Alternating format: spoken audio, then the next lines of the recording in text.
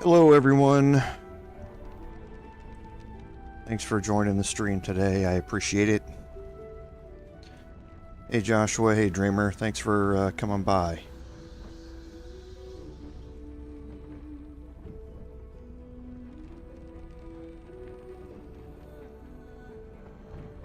Well, it's certainly been a good launch week. Glad to see that everything went okay with the downloads and everything like that through Steam or a GOG or any other way that people were getting it, so. Hey Assassin, good to see you, man. So yeah, I'm glad to see all of that went really well. The download went well for me, so it was able to complete while I was at work, so. Came home, was ready to go.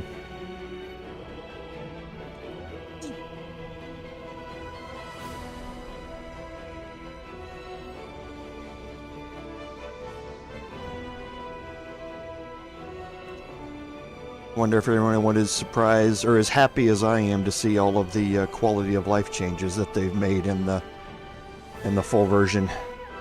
So many things that were talked about in the forums and asked about and all that sort of stuff that we didn't get answers to, we now see in the full game. So I'm really happy about all that. So.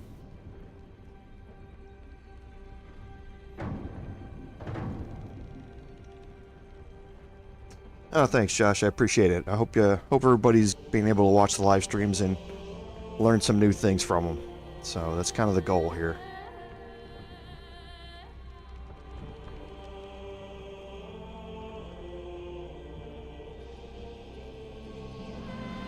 You know, the full release has been good for me, Philip. I know that there have been some issues that have been brought up on the forums, mostly. And there are always going to be little things that they need to push out. They issued a hot fix, as expected. Every game does.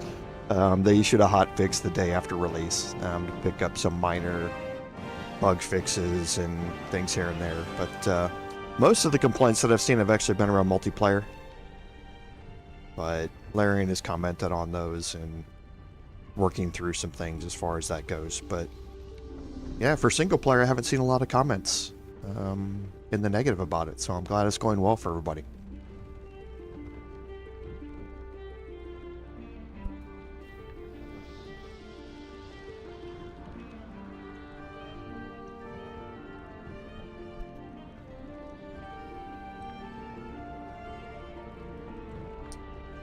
Having a full-time job, I'm not able to play as much as some other people, but this is going to be the second of 3 playthroughs that I'm going to be having running simultaneously in the game. So I started my off-stream playthrough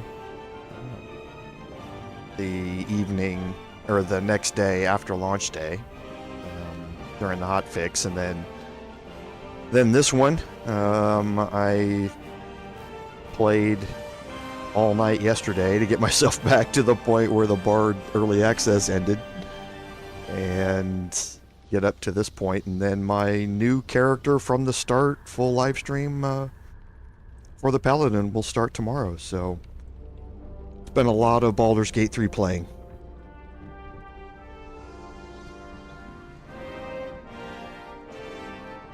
And yeah, Ukraine, it's going to be... There was a lot of discussion about this in the Bard thread, in the comments under the Bard videos about this. And I'll explain that. I'll talk about it more at the start of the stream when we get into it, just so that everyone is kind of aware of what you're going to be seeing here in the Bard playthrough. Because what this is really going to end up doing is showcasing what the Bard can do in its playthrough, making the same choices that we've already made in the game. There are a lot more choices in the full version of the game as far as character creation goes and character choices go throughout your level ups, but at the same time you can make all the same choices that we made in early access to get to the exact same point where we are right here. So what this is really going to be is, like I say, just a continuation of the Bard. You're going to get to see new content here first, because it's going to have progressed farther through the game than the new playthrough will that starts tomorrow. But you'll also get to see all of the new progressions that happen for the Bard as we level up past level 5. So continuing this on is going to be a benefit. A lot of people wanted to see the Bard continue on, but yes, you are not going to be able to see the first 3 level up progressions of the Bard and the different choices that go into it, because that's already been done. We had already gotten past those points. So at some point you will see, guides for all of these different classes through different content creators explaining it. So I am not playing Tactician on the live streams. I certainly get that some content creators want to. I'm taking a more relaxed playthrough for the live streams. My personal off-stream playthrough that I'm doing is Tactician. So yes, Joshua, I did stay half-elf, which kind of nerfed me. Because of the changes that Larian decided to make, uncoupling ability scores from races. Half-elves used to get 4+ scores to ability points, and now in the full version they only get 3. So one of my stats is different. We're going to talk about that more once the stream goes live. But I made all the exact same choices for the Bard character that I made in early access. So what you're not going to see is the additional choices you have during those level ups and character creation, but all of the same exact choices in early access are the exact same choices I made here. Philip, there are a lot of drastic changes, and we're going to go through some of those piece by piece as we encounter them in the playthrough. But yeah, there's a lot that is different. The prologue is drastically shortened. These interactions and that sort of stuff that you can get yourself into are very different. Your camp is drastically different. So thanks, Crane. I appreciate that. My class for my first playthrough, my off-stream playthrough, I went back to my soft spot, which I told everybody about a couple of times. Is my soft spot's a ranger. So my off-stream tactician playthrough is a wood elf ranger. It's just, like I say, kind of the first thing that I played in tabletop. I've always loved the ranger class ever since I was a kid, so that's what I'm playing in my off-stream, is the ranger, just to explore all of it. Josh, were you able to kill Commander Zolk? I actually was, and on both my off-stream playthrough and this Bard playthrough, I was able to do it, and did it without any reloads. They have significantly changed that fight, and you will see it tomorrow in the Paladin livestream when we go through it. But yeah, it is much harder to deal with Commander Zolk now than it used to be, and you're also limited in the amount of time you have to be able to deal with it all. So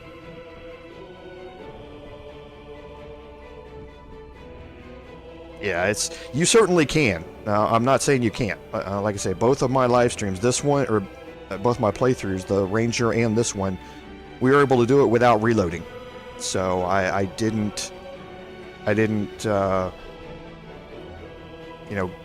well, my Tactician playthrough, I take that back, it was a lot harder.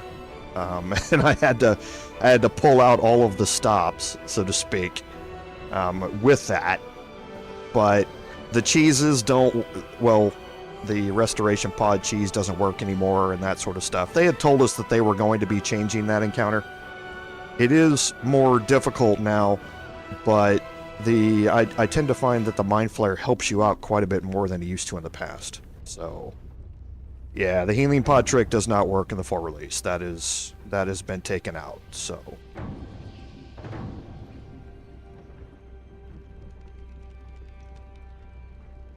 Oh, no worries, Kay. I appreciate it. It's the Bard is an awesome class. If you've playing tabletop, if you get a Bard in your group, it's just such an amazing addition. It's just a shame in tabletop a lot of people don't want to play the Bard. They tend to skip over it. But it's an amazing support class. It always has been in tabletop, and it's a great support class here in the game as well. It just adds so much to the abilities that your party has. And it synergizes really, really well with a couple of other classes that we're going to see. We saw a little bit of in early access, but we're going to see more of it now that we have Will in our party. We're going to see some more of those synergies come through.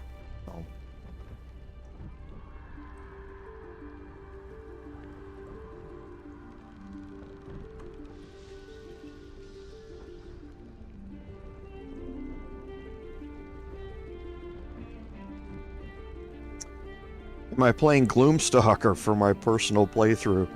I am not. I'm keeping my personal playthrough is my recording playthrough. That's the one where I record every second that I do. I save, literally hundreds of times, so I can go back.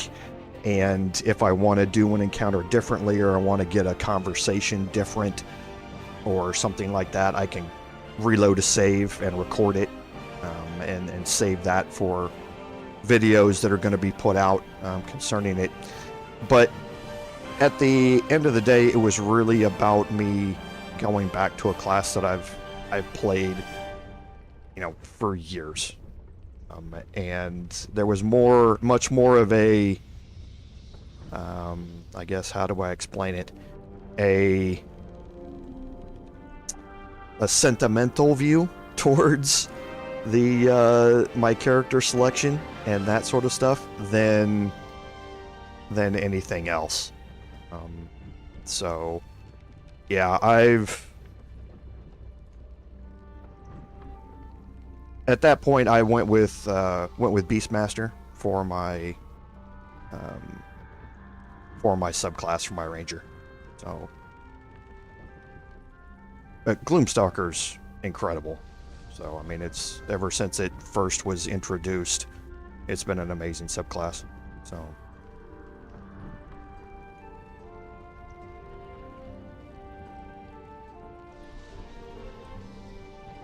but yeah, you'll see that class in videos that I release and that sort of stuff as we go through the full version here. I haven't edited videos in a very long time since college, so things have changed quite a bit in how all that works. So I'm working my way through it, but and it takes a lot more time than I remember it taking, but it'll get slower as I get better at it and more used to it. But yeah, you will see videos pop up on my channel with guides and encounter tips and tricks and that sort of stuff.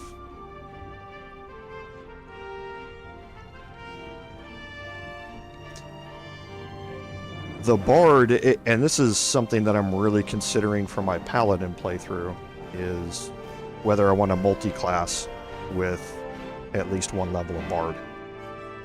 I'm really considering that. They synergize really well, and if you get the multi-classing right, when you do it, adding in a full extra level of level 1 spell slots for the Paladin and being able to use your Divine Smite would be incredible. So I'm really thinking about that as we go. But we'll talk about that more in the playthrough tomorrow. So I think with that, we're going to get ready to get everybody started here. So hang on, everybody, and here we go.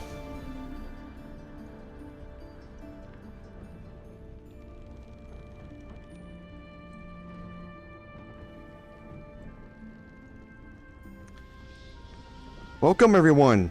to today's live stream, episode 5 of our Baldur's Gate 3 Bard gameplay series. I'm Commander Volo, and I want to thank you for coming along on our journey today. So, on some admin notes, the big one this week, obviously, is it was launch week. So, from all reports and accounts, launch week went much better than expected. Steam was able to deal with the increased downloads very well. GOG didn't report any problems. So for the most part, the launch went very well. Larian did release their first hotfix, which is very standard for games upon release. They put out their first hotfix and fixed up some bugs and some cutscene issues and interaction issues and that sort of stuff. So it really seems like it's been worked out well so far. But again, pay attention as we go along here, because the bug reports and the glitch reports sections of the forums are filling up quite fast, and you're going to expect to see hot fixes roll out fast and furious for the next couple of weeks as we go through this. So, but for the most part, everything is good. So the second big admin note is the status of this playthrough. There were a bunch of comments on the Bard playthrough about whether or not to continue it, and then I came back and did my investigations on Steam with continuing the early access Bard playthrough and still being able to play the full version for a new character and how that would work. And it turns out it just is not really feasible for me to do it. It's possible, it's just not feasible to do it. Steam would make me re-download the full version and the patch version every time that I want to play each individual version. And it just didn't make a whole lot of sense. So a bunch of the comments on the Bard playthrough videos were just play through the full version up until the same point where we left off in early access. That comes with some good sides, in that we'd be able to continue on with new content from the point that we got to, and you'll be able to see new content here and new Bard abilities as we level up, and new character abilities for the origin characters as we level up. But it also comes with a downside, in that you miss out on all the options of the level ups that we have already done for the first 3 levels of our Bard and our other subclass, and our other origin characters. And you miss out on the changes that have been made to the Act 1 content up until the point where we are, which is inside the Hollow, about ready to finish up exploring the Hollow and heading into the Emerald Grove. So, what that means is that we're gonna go through at the start of the live stream some of the changes that have been made that you'll see immediately right off the bat in the full version here. But then as we go along, we'll reference other things that have already been decided or picked. But all of the same choices that I made in early access, I made in this full version playthrough of the Bard. All of those subclass choices, all of those spells, cantrips, all of that sort of stuff, all the proficiencies and skills, all those choices can still be made in the full version. So that's what I did. You're just not going to be able to see all of the other options that are available instead of making those choices. But this is really focusing on what the Bard is going to continue to be from this point on throughout the rest of the full version playthrough that we go here. So, but we will talk about that more as we get into it. The last admin note is just that I have told you a few times on my live streams that my house is currently under construction, being rebuilt due to a flood. So if you hear table saws working or loud noises or something like that, I'll try to avoid them. But those things are still going on, so hopefully we can keep it to a minimum. So from that, we'll go into our recap. So leaving off with the last episode of Early Access, we had gotten into the Druid's Grove, and we had explored most of the way through the Hollow, and we had done most of the character interactions there that are the side portions or the side encounters and quests in the Hollow. Starting off here, we're going to pick up right from that exact same spot where we had left off, and we're going to deal with the main quest encounter or conversation in the Hollow, and then we're going to head into the Emerald Grove itself and start exploring the Druid Enclave. So let's just go ahead and get started here, and we'll jump right in. We'll start explaining some of the things that are, you'll notice right off the bat, that are different. So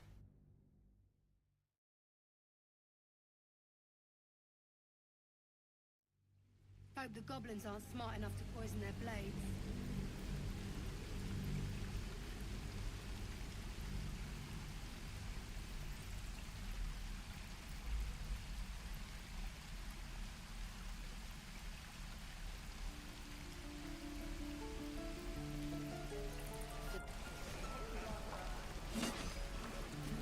okay, so here we are. So the basics of what you're looking at inside the Hollow here are the same, meaning the layout's the same. The NPCs for the main NPCs for the most part are all the same. There are some additional NPCs and some additional animals here inside the Hollow that you can interact with. But for the most part, the layout is all the same. As far as the UI goes, some things that you've noticed right off the bat is our mini-map. The mini-map is now drastically different in how it displays information. It highlights vendors that you are able to talk with different icons on your map. Your quests are now shown and available by highlighting them in your mini-map.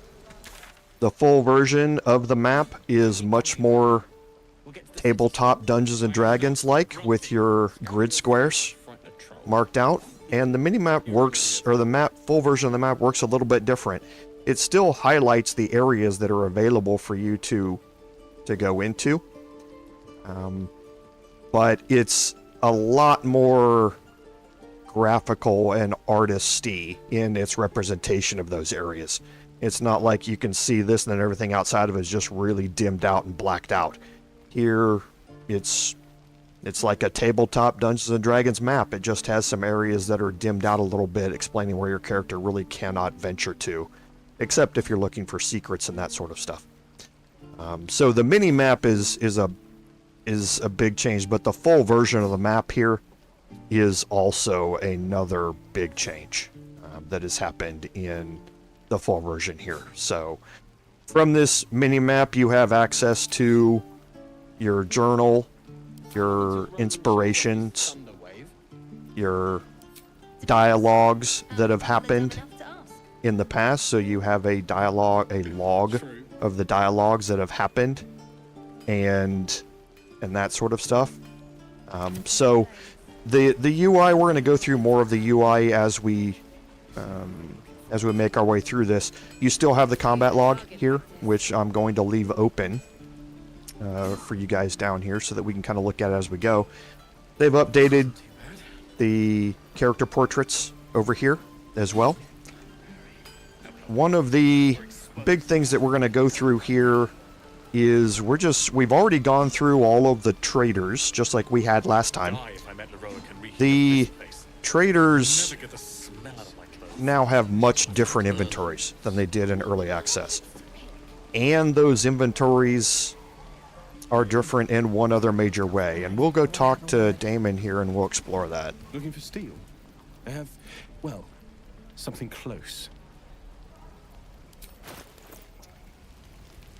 So your trade window, when it opens up, starts off with the barter screen instead of the trade screen like it used to. And there are good reasons for that. One thing that was brought up to me in one of my previous live stream videos was the fact that you could hold shift and left click on items to add them to your wares and that sort of stuff, as a way to add multiple items to wares, and then in your trade screen go sell wares and sell multiple things at the same time. Well, now they've actually done something a little different. And in here, you're not going to be able to do anything with modifying your inventory, like adding things. Well, that's not necessarily the case. You're going to be interacting with items in your inventory a little bit differently. The only way to add things to wares when you're inside the trade screen is to right click and go to add to wares. You can't left click and add anything to wares. Okay? However, what you can do in your inventory is now you can shift click. The greatest of all great things that Larian did in listening to feedback from the community is now you can shift click items, and now you can take those items and you can add them to wares all at once. So this is a great quality of life improvement. If you are in your inventory here and you shift click and add to wares, or if you're shift clicking and dragging, you drag those multiple items to your other characters. So they've implemented shift clicking into the game, so it's now much easier for you to classify objects as wares, to be able to sell them all at once to a trader. So a big quality of life improvement that we talked about during the previous live streams, but now that ability is there. Again, it starts off in barter. So if I want to put those in there, so now I'm bartering for objects. So I'm going to get, this is worth 3 gold. He's got nothing in his slot over here, so if I barter, he's probably going to accept it, and he's just going to take them as a gift. Trading works the same way that it used to, in that if you double click on something, it's going to ask you how many you want to sell, you confirm, and it just gives you the gold for it. Okay, so, but it's going to default to the barter screen, so that you can put up items for sale, ask him for items in return, and you can see if you can agree on an equitable price for it. The other thing you're going to notice about traders is that the prices have dropped significantly. This is a +1 ring mail, and it's 360 gold. The scale mail +1, which was uncommon medium armor, had a price of something like 1,600 gold last time.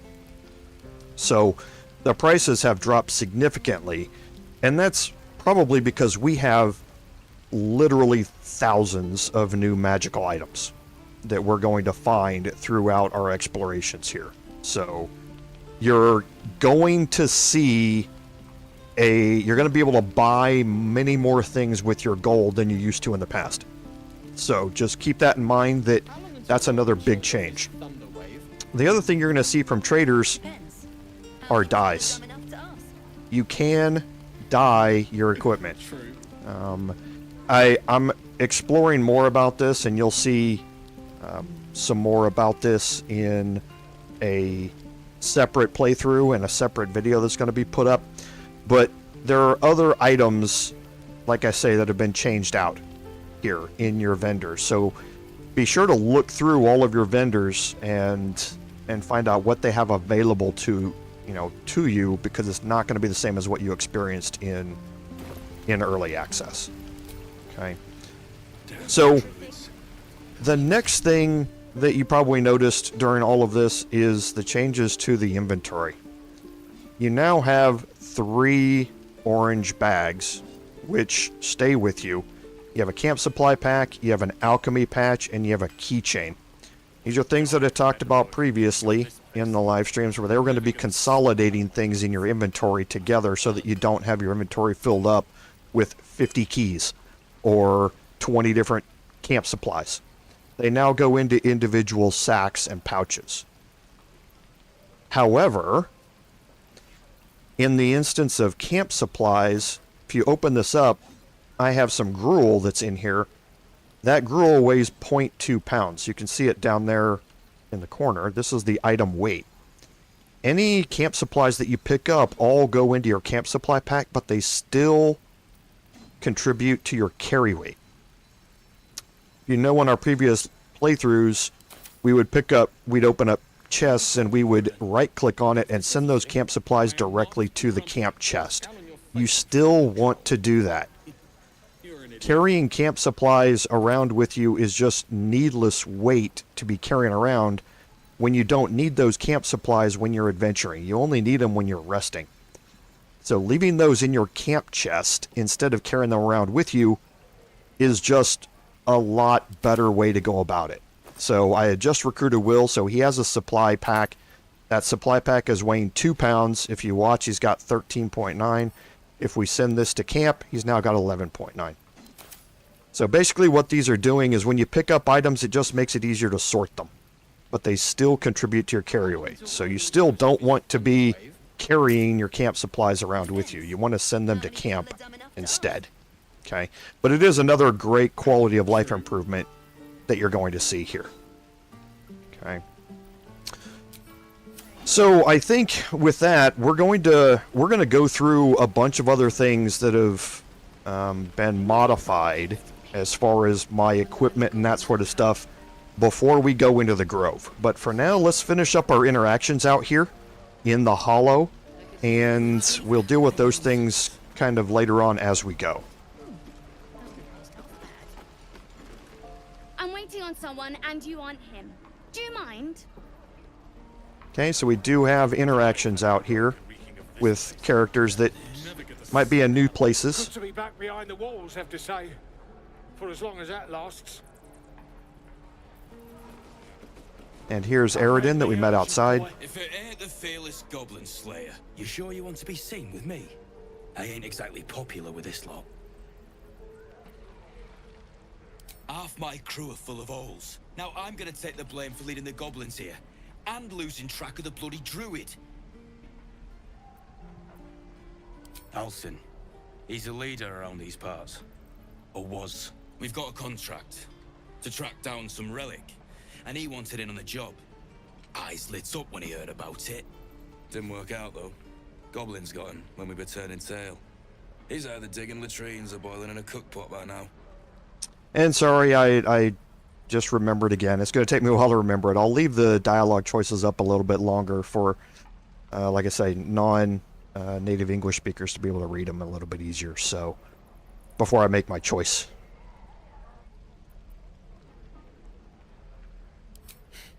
Job's all yours, if you got a death wish. There's a wizard in Baldur's Gate that'll pay gobloads for a relic, supposedly buried round these parts. But gold ain't any use if you're too cold to spend it.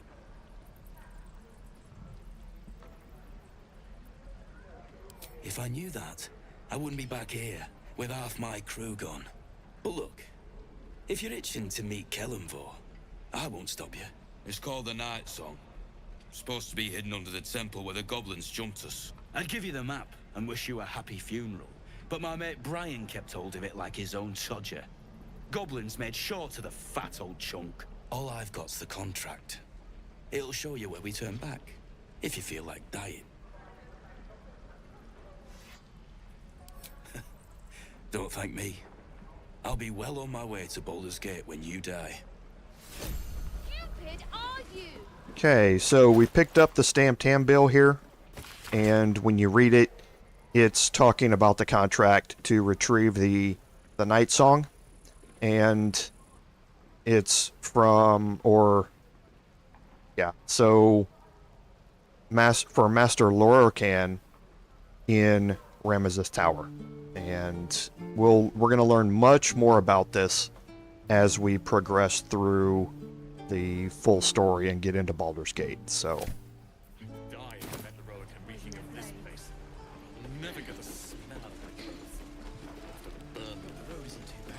you like to be born. And we'll have a dog, right? They don't allow them in Baldur's Gate. Cats, though? A little orange cat. And a house with a little door so that it can come and go as it pleases. And a high fence to keep eavesdroppers out.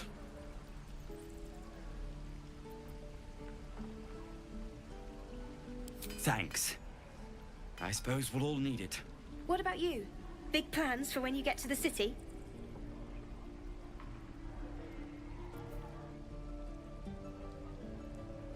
I think I've heard of that place. Something about a stuffed dragon's head in one of the dining rooms. It's settled, Dennis. You, me, and the Elf Song Tavern first thing when we arrive.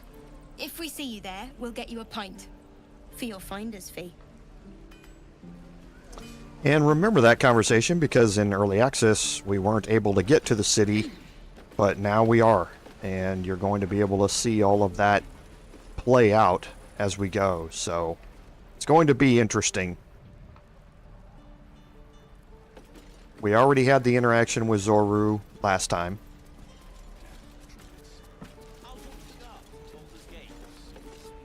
Only gonna ask you one more time, boy. Hand over my locket. I don't have your ugly locket. I've never seen it before. Hand it over or I'll slap the teeth out of your head.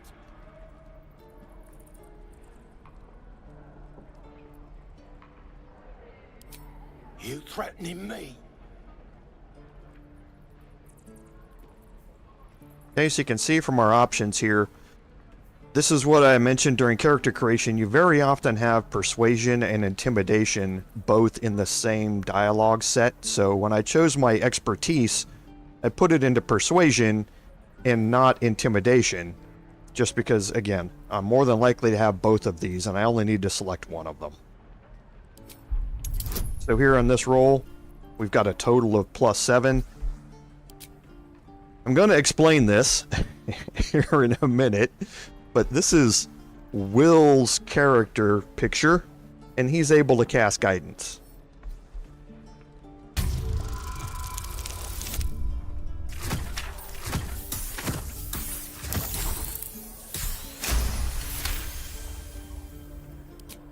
You don't understand. The kid stole my locket. He... Oh, the hell's with this? These little devils get away with everything because of coddling bastards like you. You'll get yours someday. I hope I get to see it. Maybe you will, but personally, I doubt it. See you around. Okay, so, Will, this is the only major change that I have made to the character progressions during the level ups.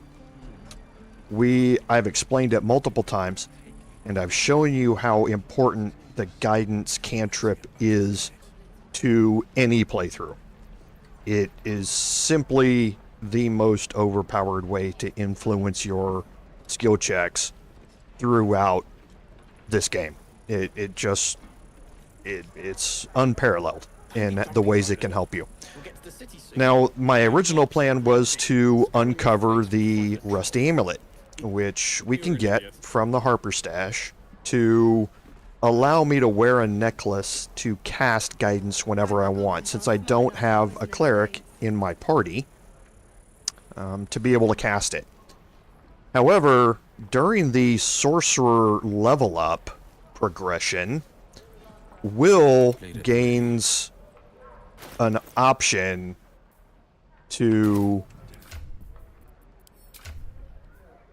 I'll see if it's listed in here. Yes, to change his pact. Now, in early access, all we had access to was Pact of the Chain, which is what allows you to summon a Quasit or an Imp as a familiar, which are two very good familiars. And that's what I had picked in early access. There are multiple packs that are now unlocked in the full version. So when I got to his level up and was choosing a pact, I saw that they had implemented Pact of the Tome. Pact of the Tome allows me to cast Guidance, Vicious Mockery, and Thorn Whip as actions. They do not take spell slots. They are just available for me to cast as actions. So that allows him to cast guidance whenever we need it, and at the same time not be restricted on having somebody always wear a necklace for guidance when there might be more powerful or better necklaces out there, and keep us from having to swap that necklace out to guidance when we needed it for conversations or for lockpicking or something like that. This allows me to just have guidance on tap all of the time. Plus, it also gives me another casting of Vicious Mockery. So you can see I have Vicious Mockery and the Thorn Whip available to me as well. Now, I'm probably not going to be using this very much, but Vicious Mockery, as we've seen with our Bard, is incredibly useful in that it gives disadvantage to a target. So now I have two people who are able to cast it. So Pact of the Tome was the only major change that I made to the character progressions. I hope you will forgive me. I went with something that, in my opinion, was just simply much, much better for my character progression for him. So, but that is the only major change that I have made to the character progressions. Everything else, all the other choices were the same. I would have preferred to probably not do second story work when I went with Astarion, instead going the assassin route.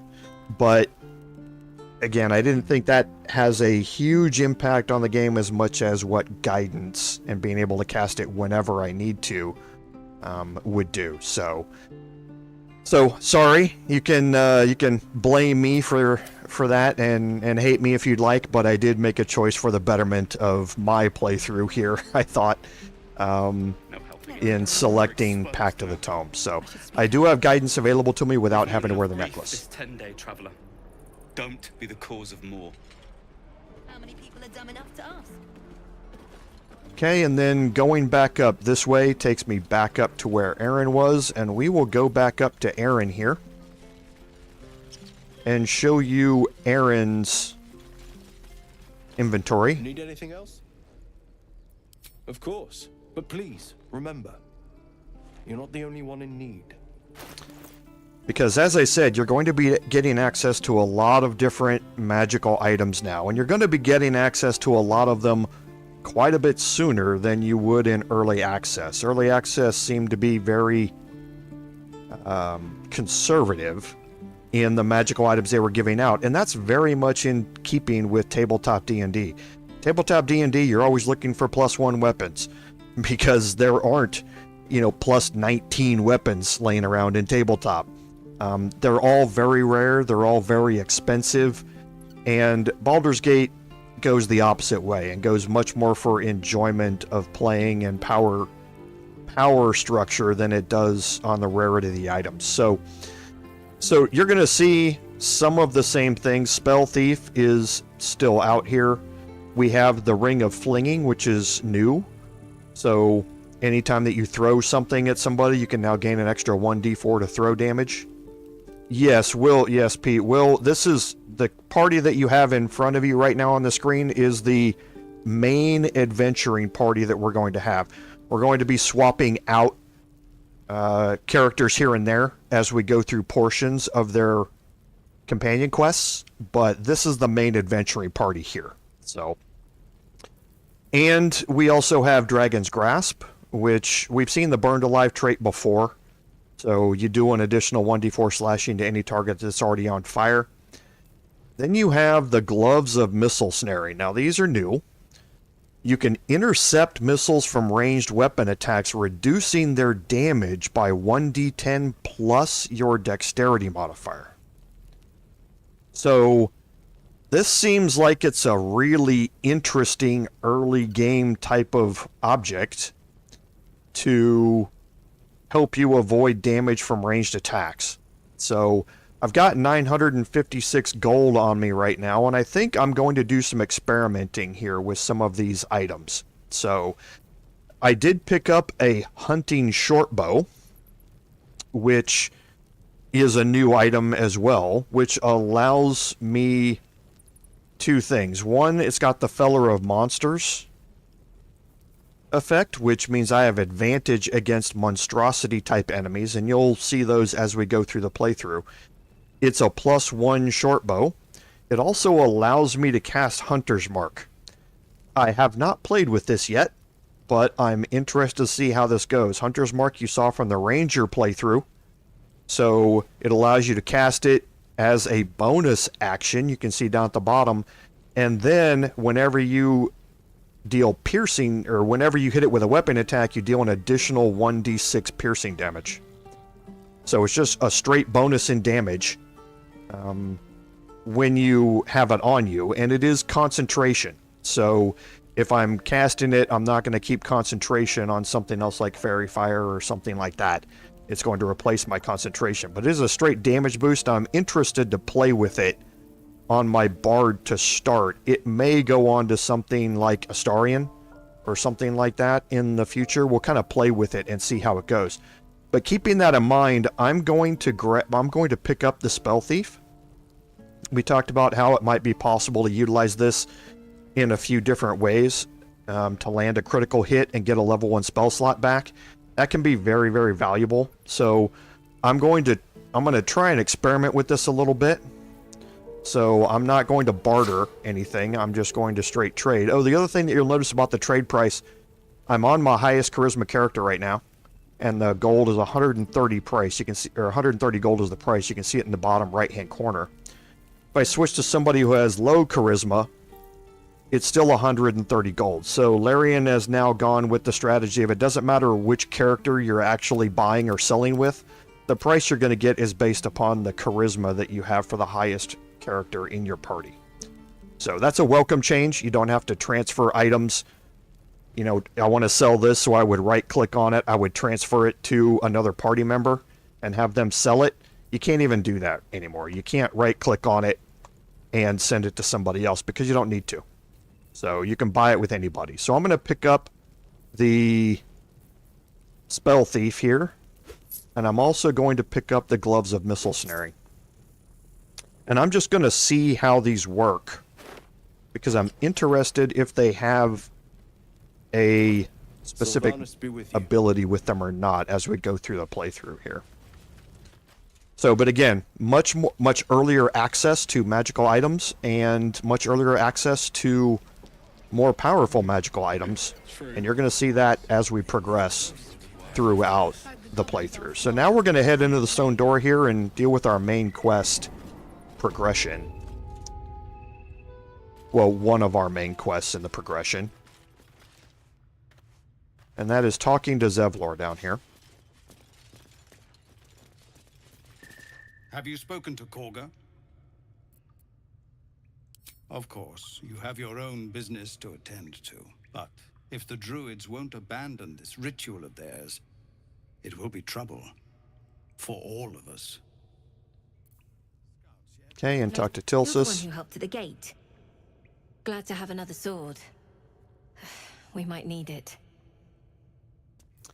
And now looking around in this area here, it's pretty much the same layout and everything else. They're all marked as steel down here. So not a whole lot of picking up of objects that you're going to be able to do down here. You can pick up the Devil You Know here. It is not marked as steel. So another lore book dealing with the Tieflings. So, I guess picking it up, you can't steal it, but you can read it. Okay. So, again, looking out over the minimap, nothing out here. We will head up here.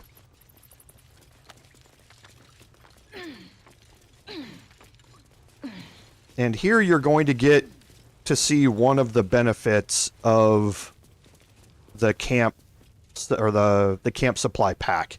All of these Ashaba Dusk bottles that are on the ground, you pick up, and they go into your inventory.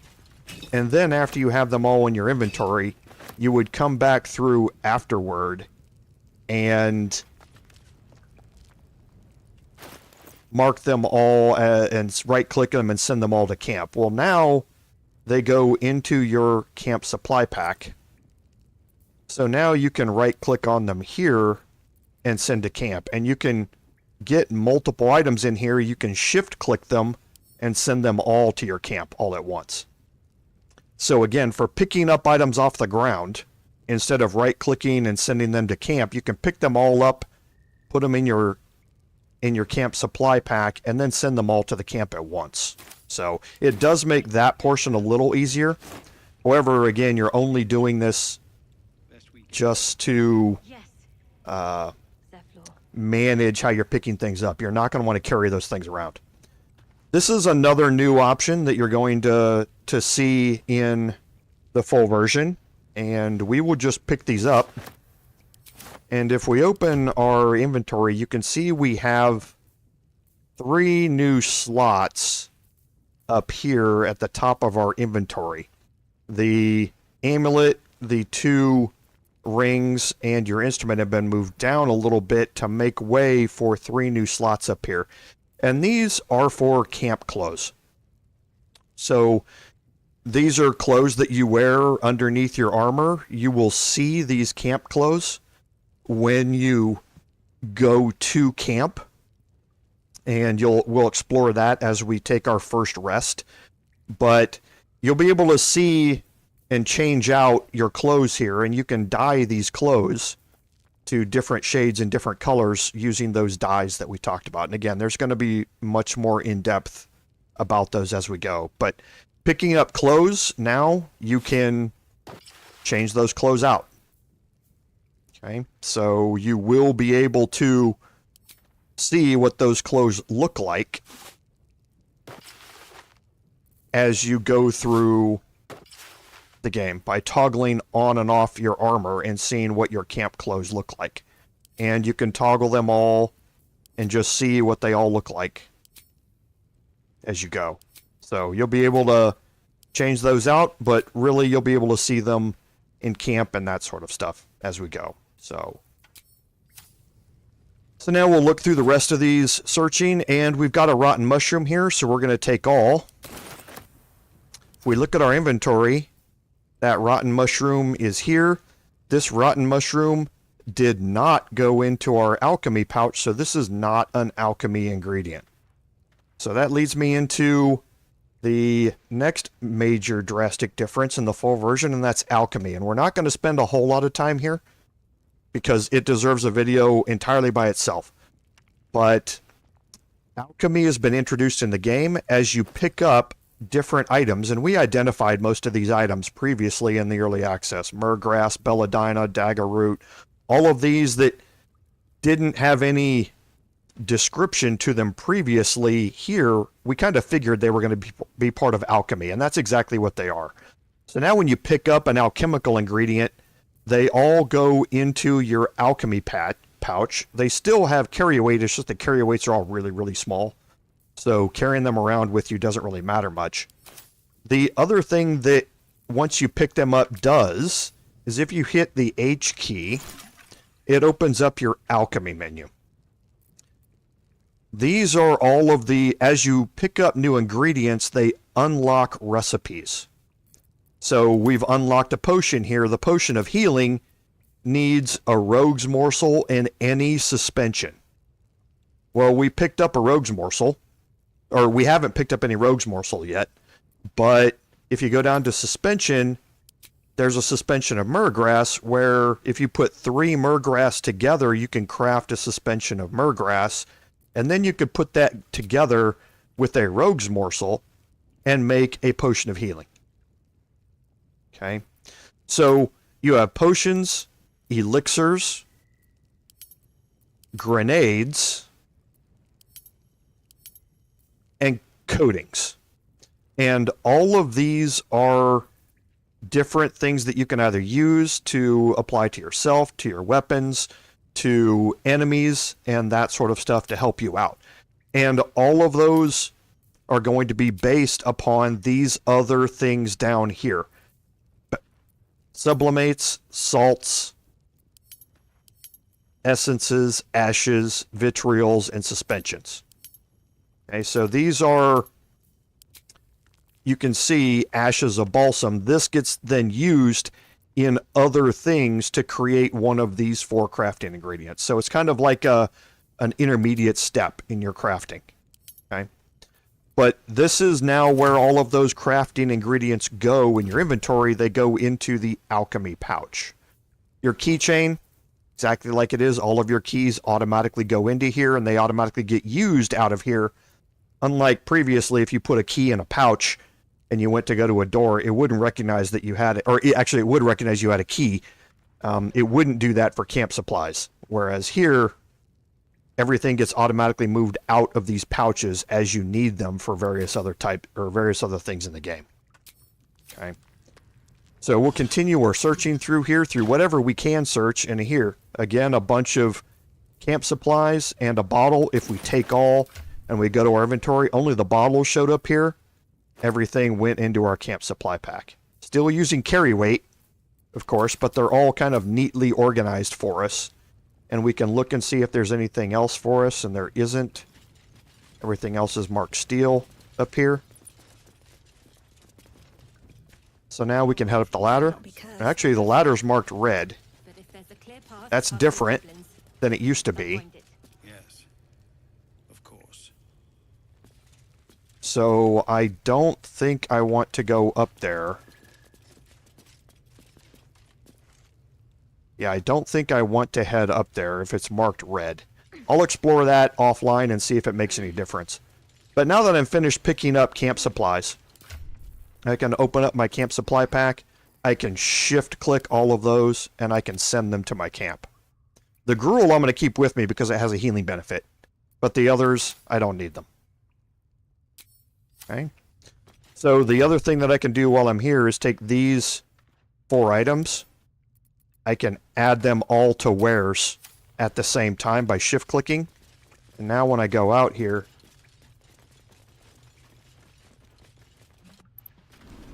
Please, have mercy. I can go back down to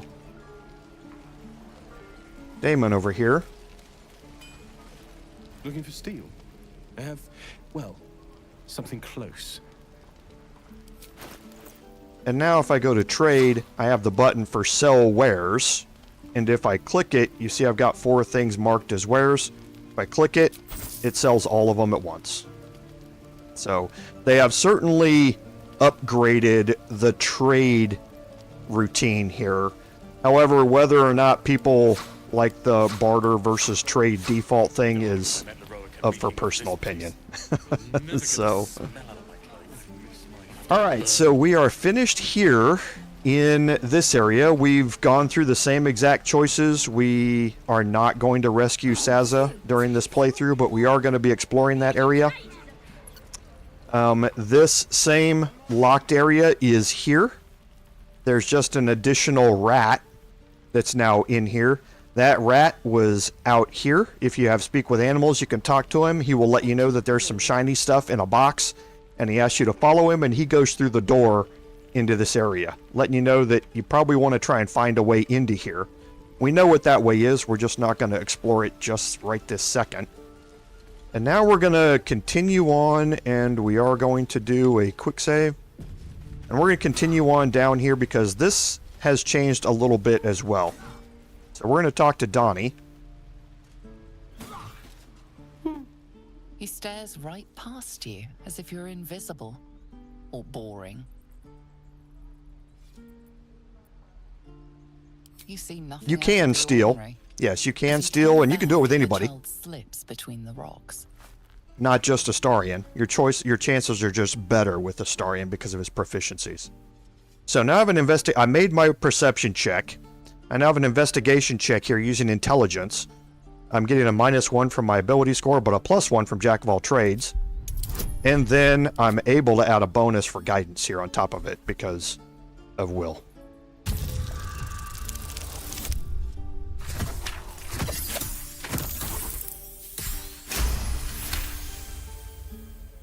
You find the edges of a concealed entrance. No trigger or handle, though. No way to open it. Okay. So that interaction is the same as what you previously did this down here and what's happening here are going to be a little bit different, and you'll see that. But we can look here. We do have some metallic gloves that we can pick up.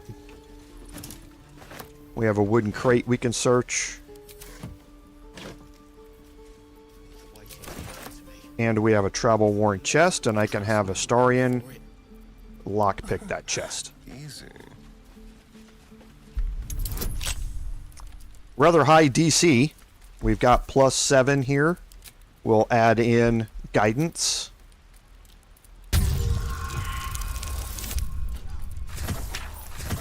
Failed miserably. Look, don't take your eyes off my hand. I don't know if you heard it, but before a dice roll completes, after you click the dice and it starts rolling, before it completes, if you hear a little type of sound, it indicates beforehand that you're going to fail it. So you will notice if you don't hear that sound, you're going to pass it. So it kind of gives you a little bit of a clue up front. We have a couple of different ways to do this. We can either use an inspiration or we can try again. I've got 4 inspirations. You can only have a max of 4 inspirations, so I might as well use an inspiration and then get another one back later, because if I get a new inspiration right now, it's going to just disappear. I'm not going to be able to use it. So I might as well use an inspiration to try and roll again rather than using Thieves' Tools.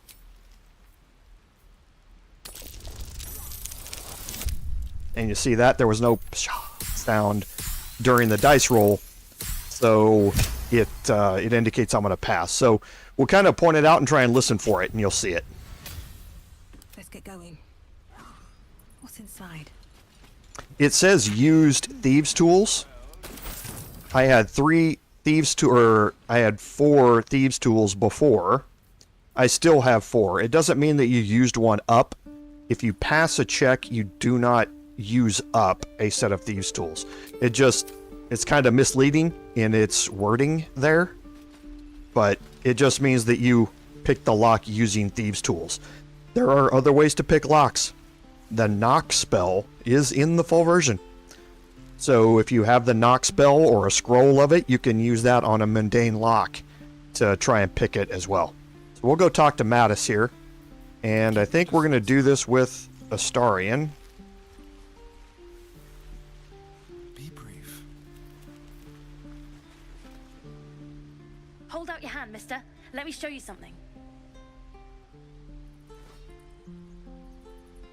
Go on. Take this ring. It's lucky. I have a special dialogue option here because of me being a rogue. I never learned names or anything. Just the tricks. Anyway, forget that. Take the ring. I want to show you how lucky it is.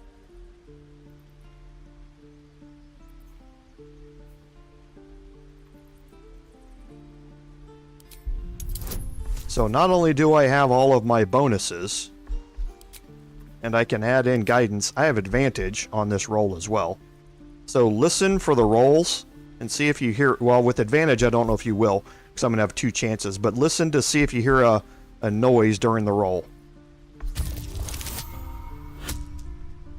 Okay, you didn't hear any noises, so I was going to pass it. I'll try and point it out if we hear it on one of our rolls.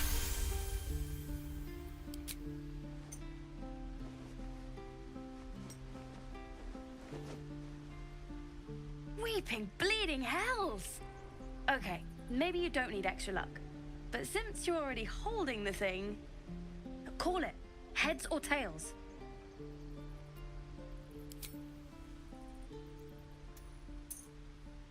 Heads it is.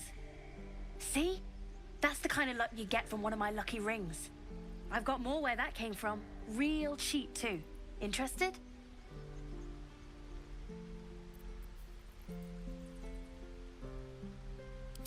I don't know what you mean.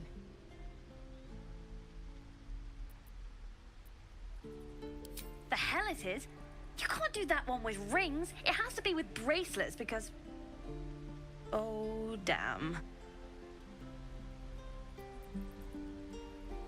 Last chance. You want to look at my stuff or not? I knew it. Hang on. That's what I got. Okay. So with Mattis, again, you can see that we have new dye. Well, we have the same dye options: pale orange, ocean, pale green, and green. But we've also added muddy red in here. So different characters are going to have access to different dyes and that sort of stuff as you're going through this. So just something to pay attention to. Now, again, here we can sell, or we can barter off some of the items that we picked up. We don't need the rope. We don't need the metallic gloves. So that's worth 18 gold. So now we could look at some other items here and see if there's anything that we want. We might as well use those things to pick up some camp supplies. So I'll pick up some beer. Pick up a dried pork sausage. Maybe an apple. So the prices are pretty close. Let's see if we can barter with that. Okay, so my offer was refused. So if I remove this from it, barter, he's going to take it. So, and that's what bartering is. You don't have to, the better your relationship is with them, the more likely they are to give you uneven trades in your barter. Otherwise, you could just sell it, you know, trade straight up gold for gold and that sort of stuff. So it's up to you however you want to, you know, progress through the game. You suddenly feel something moving against your back and turn.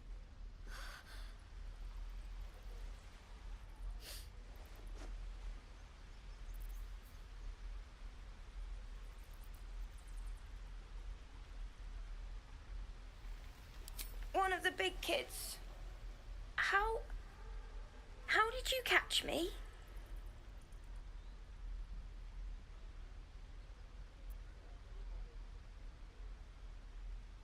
Wow, thank you. I guess I'll try harder not to get caught next time. Bye.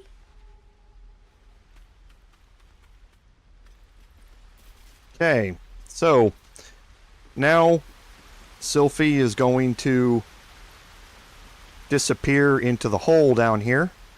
Tread lightly. So we can go down here, Something over there. have a perception check to find the hole. If we click on it, can't use this right now. Okay, and that's what I say, this encounter is a little bit different now, and you'll find out more about that as we go down into this section of the playthrough. So down here you can see Mattis is marked on our mini map as a vendor, so just keep that in mind as you go. And we'll go down here and start off the Emerald Grove section of this. Please, let us through. It is forbidden. Let my daughter go right now! She's a thief, hell spawn, and you will wait for Kagha's judgment. Now get back! Oh, let me through, Mragrasham, or I'll rip your damn throat out!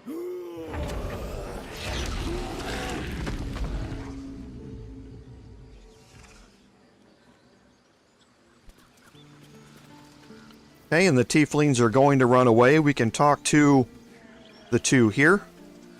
We need to get Arabella out, now! You heard the guards. They're waiting on Kagha to give word. I'd sooner trek through the 9 hells than trust that snake! Ugh!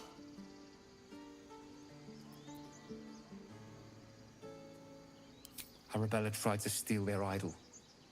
Druids lost their damn minds about it. They need it for their precious ritual. Oh, it's all my fault. I told her I wished the wretched thing would just disappear, or better yet, explode. Now Arabella's being judged by a bunch of druids who hate us. That's not right. Horrifying. We should check on the girl.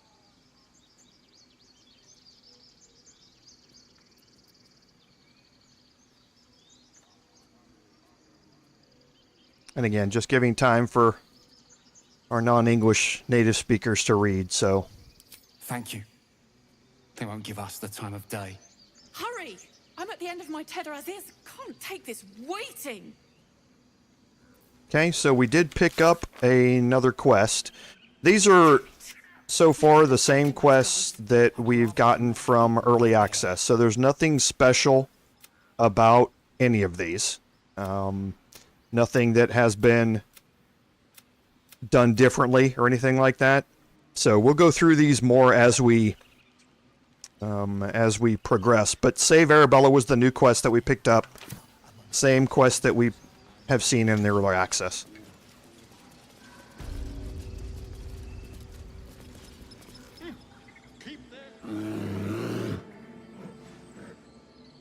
Carl Magrin, give her a chance. You, get back!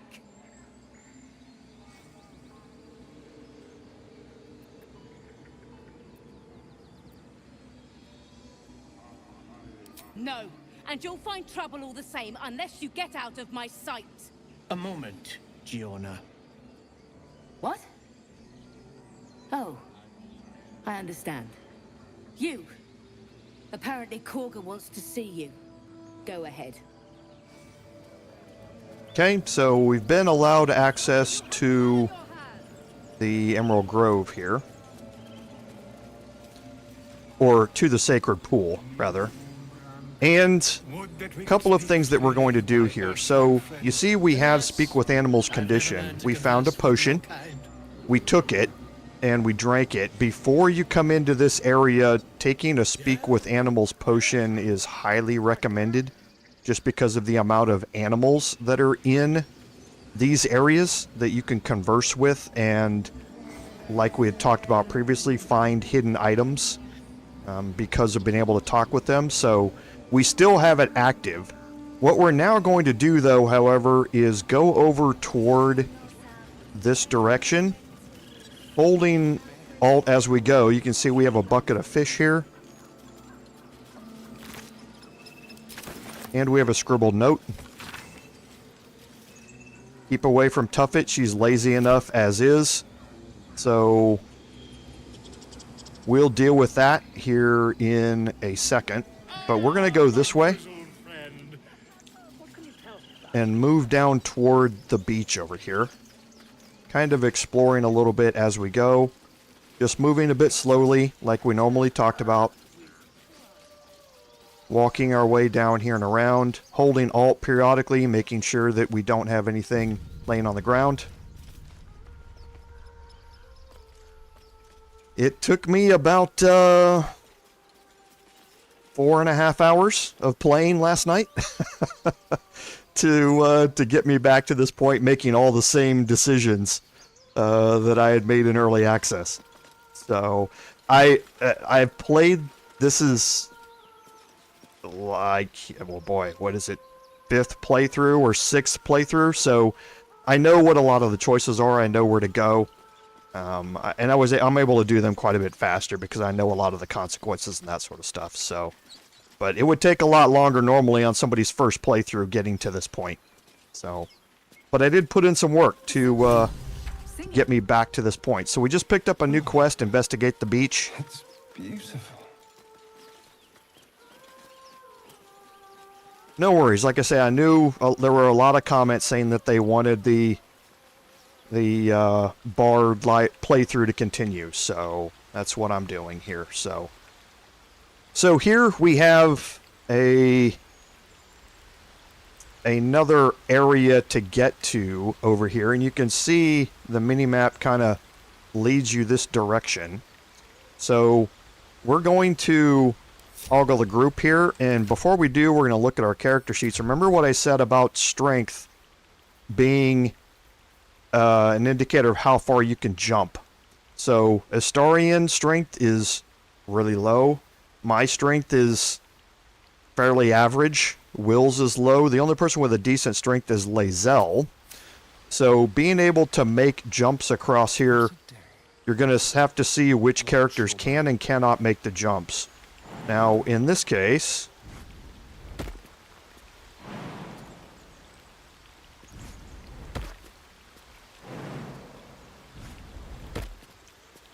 Astarian is able to make it over here, and he failed the survival check.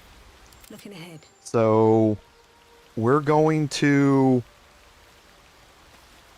use Will here cast Guidance. For your step. Is that blood? No, never mind. And we're going to jump over here and see if we can pass that survival check with one of our other characters. That might be worth a look. Okay, so there I did. So now we know we have a dirt mound over here. We can dig that dirt mound up.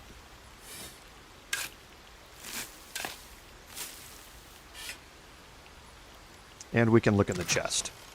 So here we have some gold. We have a viridian crystal, some holy water, and a short bow. So we'll just take all of that. And we will begin to make our way back. So, and you can see from the mini-map there's nowhere else to go. You can look around for secrets and places that you might be able to get to. You do not want to, in the early access you actually could jump down here.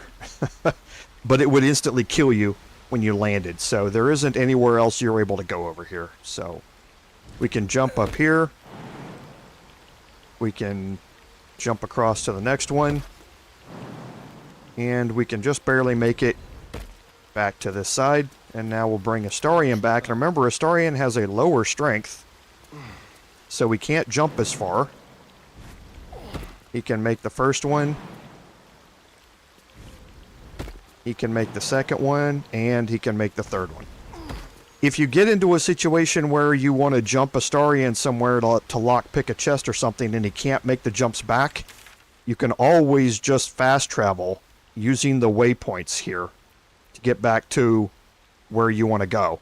The other thing that they've changed with the map, as you just saw it, as you hover over the waypoints, the map automatically centers on those areas, on that waypoint.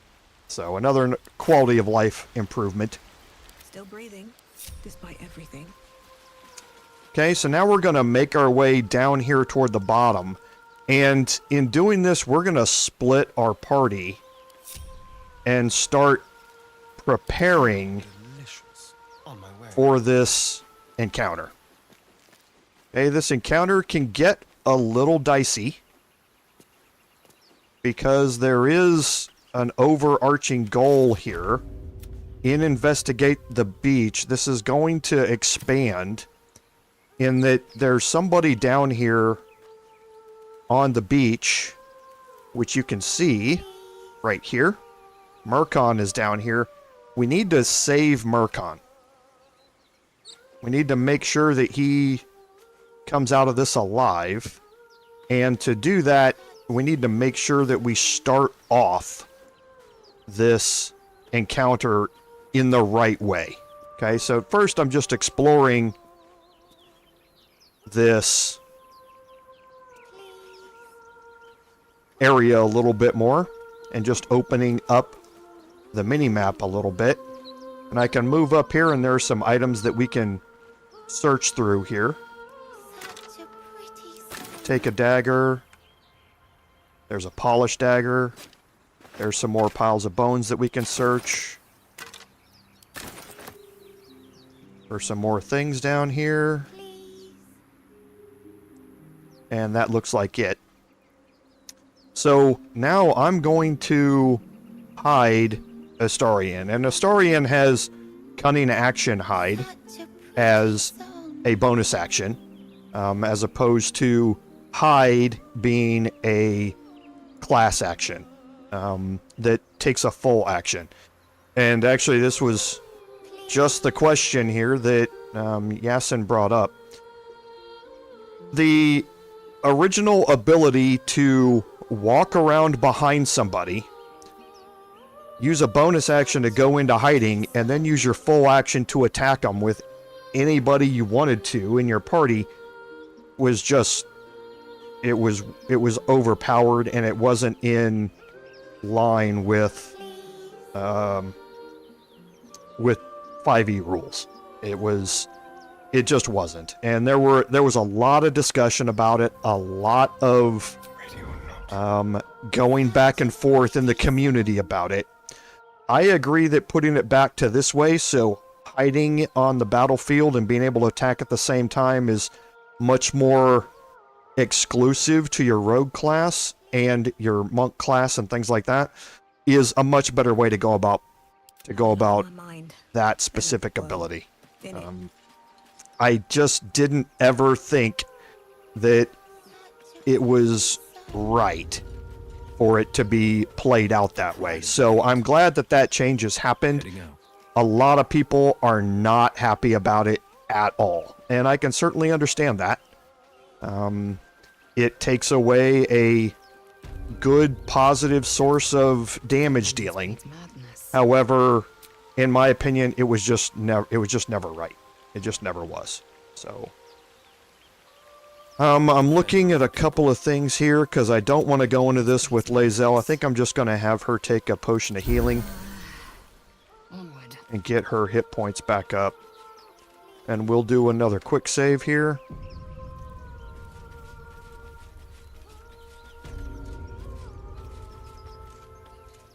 And we're going to Such a pretty see how well we can kick this thing off here.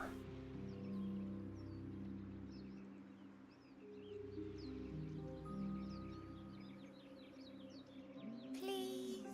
Actually, with Astarion, we don't want Astarion up there. We want Astarion down here. Don't linger. We want him down here in this area Pretty song. before we start this.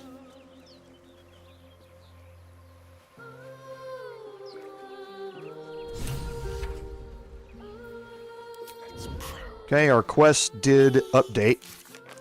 So we discovered a tiefling child in a strange trance, and we can hear some singing, and now that we're in hiding, you see the detection cones of what's going to happen here with this encounter.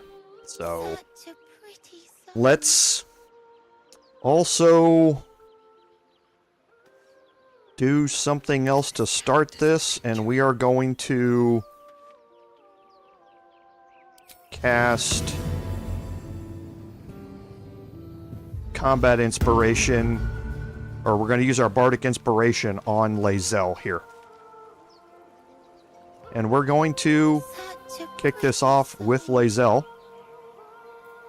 Sharp as And we're going to move Will. Actually, let's move Lae'zel down first. steps at a time. No, Lae'zel down first. Not reaction. Still something that I don't like about the game is how hard it is to select a particular character using your portraits. Defender of the people. It's much easier to use the next character or previous character buttons Such a pretty song. to move between them, and I don't appreciate that in the game. So, all right, now we're going to kick this off with Lae'zel. I crave blood. Please.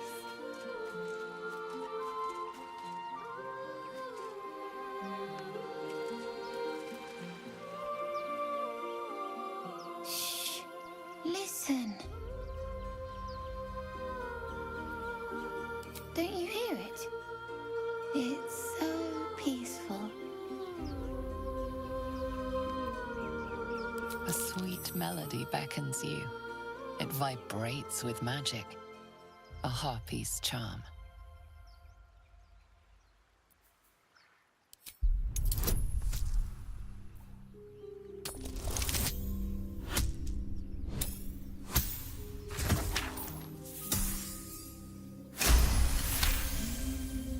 The suffocating yearning suddenly fades as the spell breaks.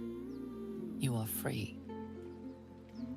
Yeah, that's why I don't ever use mouse rotation. It's horrible. I always use the keys on the keyboard to rotate and move my camera. No, it's just a bit of water. I only want to listen. Just a little closer.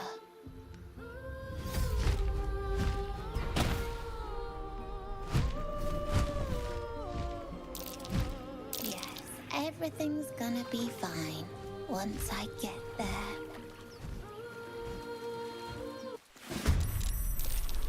Okay. So Astarion was lured. He wasn't able to shake it off. So the Harpy's going to get an attack here. Okay. Lae'zel is lured.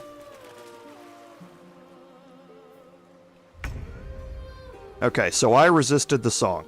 So finally, I get a chance to go here. And this is what makes the starting of this encounter so difficult, is the fact that you have to be able to resist that song.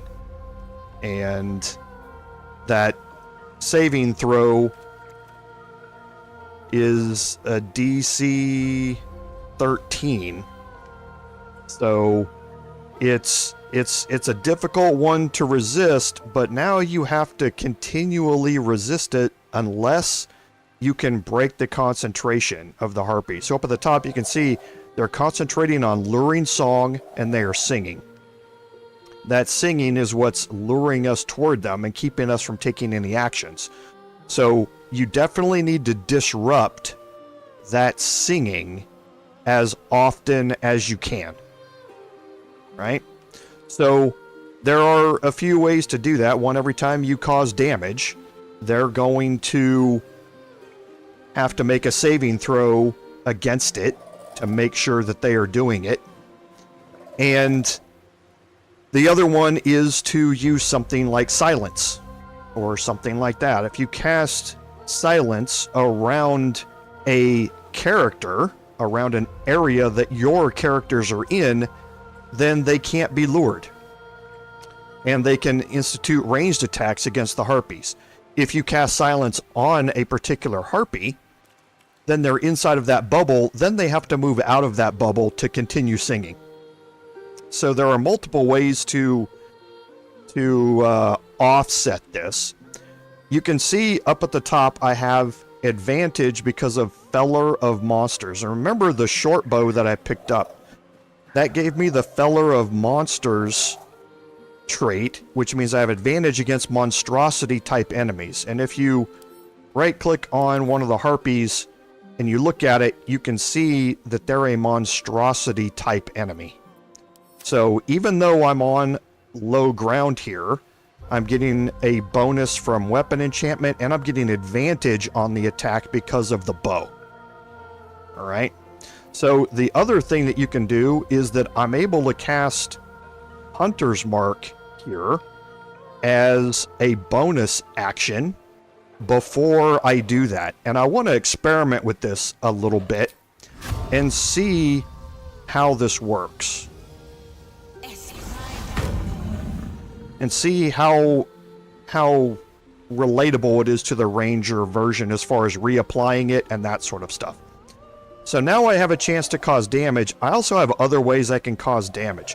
I can cast Cloud of Daggers. I can immobilize them with, try and immobilize them with Tasha's, which is a wisdom save. When you examine them, you can see their wisdom is just average, so they're not getting any bonuses from it. I could also try causing damage by Dissonant Whispers and that sort of stuff as well. You want to make sure that you cause damage, though. And having an 80% chance to cause damage because I have advantage is probably a good way for me to go here. However, I could also cast Fairy Fire here and try and get it to land against both of these Harpies so that my other characters would be able to have advantage against them in future attacks. However, that doesn't stop the singing right now. So I'm going to prefer just to go with a regular attack here, I think, to start this off. And see if we can get this singing stopped. So that way when the next combatant comes up, we can guarantee that he's not going to succumb to it. Okay, so he made his saving throw on Constitution. Alright. We did cause some damage, but he passed his saving throw for singing.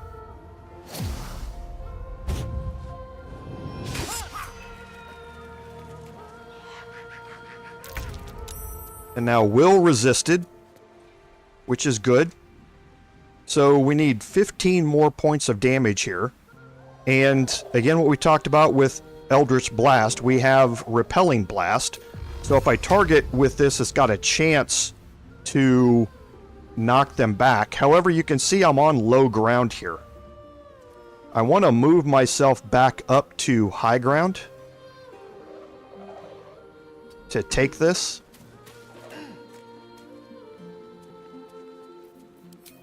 Because Eldritch Blast is an attack roll that is needed for this. So, the other thing is, if for Scorching Ray, doing the same thing, it's an attack roll. So, I think with here, I'm going to try and use Scorching Ray, a couple of rays here. And you can see it's counting up the projectiles down at the bottom. And now I can try and maybe separate it into another one. 15 points. I think 2 should hopefully be enough.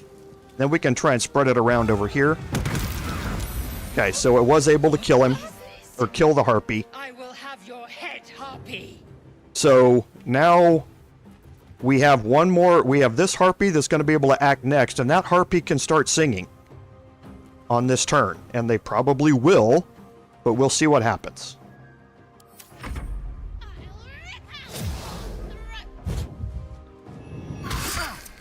Okay, so they didn't sing. That means Murkon is now going to run away.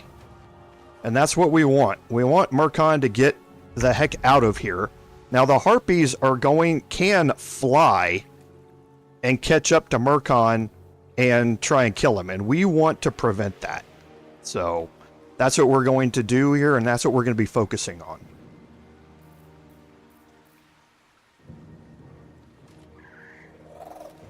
So just thinking about how to progress with Astarion here. The old way of, since I'm up next to the Harpy, if I move away, you can see I'm going to provoke an attack of opportunity.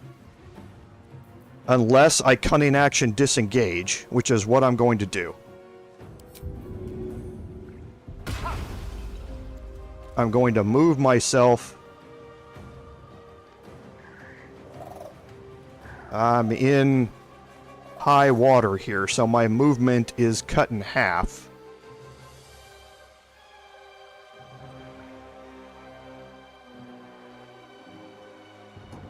Let me see if I can get far enough around behind him. I'm not going to be able to because the detection cones here are probably going to be able to see me, so I'm not going to be able to get into hiding, I don't think, here.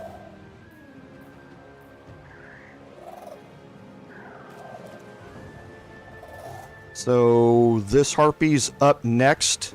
I've got disadvantage on both of those because of the difficult terrain. So I think since I am disengaged, I'm just going to move away. And I'm still in the detection cone, so I'm not going to be able to use my second bonus action to hide, but I can now get rid of the disadvantage on my ranged attack.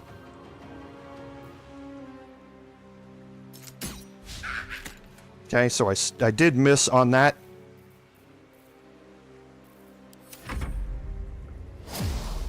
And he's going after Murkon. Okay, so Lae'zel saved against that. So let's see if we can get back here and disrupt this Harpy. And we're going to try that by using jump to make most of our way back there. So we're going to jump to here. We're going to move up right next to it. And now we're going to use menacing attack to keep it from moving if it lands. Actually, I have another option here. Before I do that, I can hold her action and I can cast Combat Inspiration. Use another Bardic Inspiration on Lae'zel.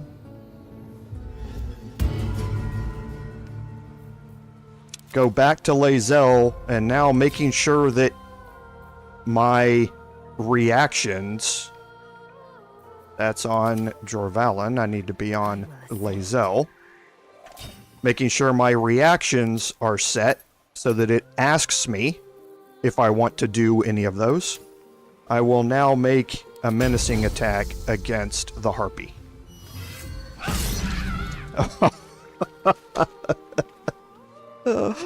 Oh, wow. Okay, well. You see the attack roll. She rolled a 1. However, I am right up next to the Harpy here. So I still have my attack of opportunity. So if it tries to move away, then and get closer to Murkon, then I'm going to get a chance to hit it. So, and maybe it will break concentration at that point. So we're going to still try and break its concentration again. And we're going to do that with... I think we probably want to eliminate this if we can. Okay, so it's saved against Tasha's. Was a 60% chance to hit, it saved against it.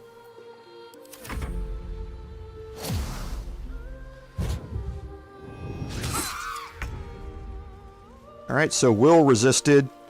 So now we want to get Will into a position where he can make an attack against this Harpy down here, and this is going to be difficult from the position that he is at. Because if I move down here, his movement speed is going to run out really fast.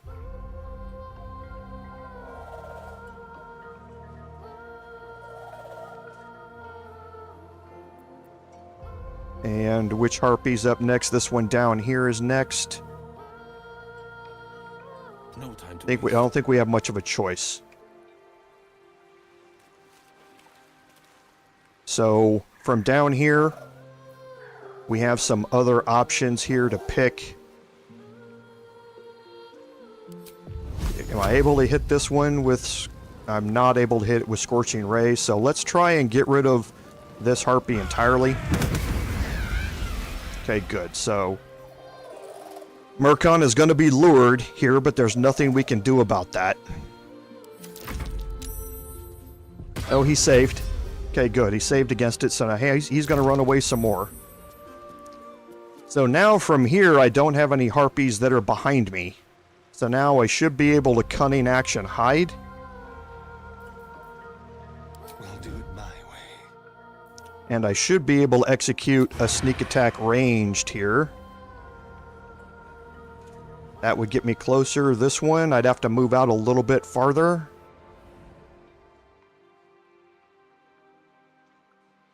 This will do nicely. The hotkey for your actions is L on your keyboard.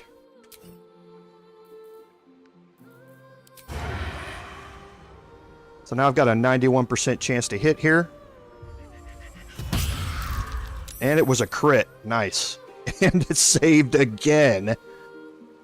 Wow, just can't catch a break with their concentration saves. So I'm going to use my last one here to go back into hiding. They won't know what bit them.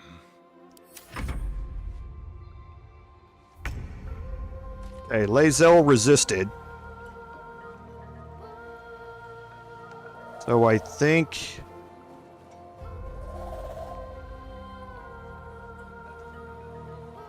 Yeah, I think we still want to go after... That's just a waste with only 4 hit points left. I could try a pommel strike and hope that she rolls max damage, but it's probably not going to happen. I'm just going to end it. Okay, and then I can use the pommel strike here on this Harpy. Okay, so I need a 13 to hit. I rolled a 10, so I can use my Bardic Inspiration to add a 1d6. So that'd be a 50% chance to hit if I use the Valiant attack. And it did, and they're dazed. So now that they're dazed, they now have disadvantage on their Wisdom saving throws. So now if I end Lae'zel's turn, my next course here, remember, things like Dissonant Whispers is a Wisdom saving throw. So now they have disadvantage on that saving throw. Okay? Tasha's Hideous Laughter, again, is a Wisdom saving throw. So now they have disadvantage against it. So that's why using Dazed beforehand to help other spells land easier is always something that you want to think about. Okay, so now they are frightened. And remember, frightened characters cannot move. They also have disadvantage on all ability checks and attack rolls. So severely disadvantaged for the next 2 turns here. And I can actually move up and execute an offhand attack to do more damage.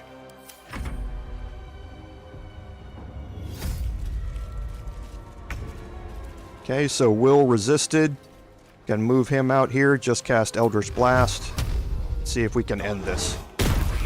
Alright. No one stopped me yet. Are they gone? No. Yes. I mean, I don't know.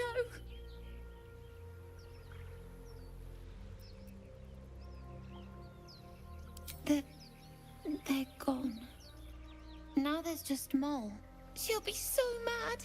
I didn't get the gold from the nest. I got to go. Wait, you should meet Mole. She'll be grateful you helped me. Find a boy called Doni. Tell him you want to see the dragon's lair. Okay, so we got an inspiration. So now we are back to 4 inspirations, which is why you always want to try and remain at least one less than that, so that if you gain one, it's not wasted. So we can do some searching here through the Harpies. Nothing really much that we're going to find here. And they're all kind of laying on top of each other in a big pile of death here. But you don't normally find much on the Harpies. Anything of use? Just some bones. A little bit of gold.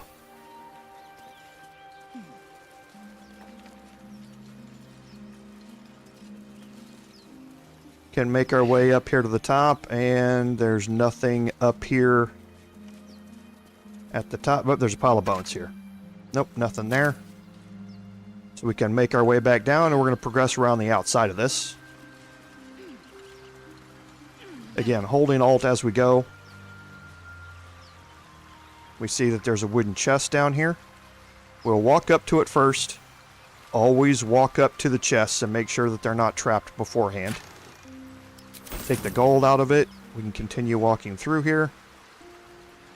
See, we did pick up some XP for finding a hidden area, even though the minimap shows you it's walkable all the way through here. So it's not really a secret, but it is hidden. Okay, and for here, I'm just going to split this and take Lae'zel up here. I'm going to jump across. Continue making my way up.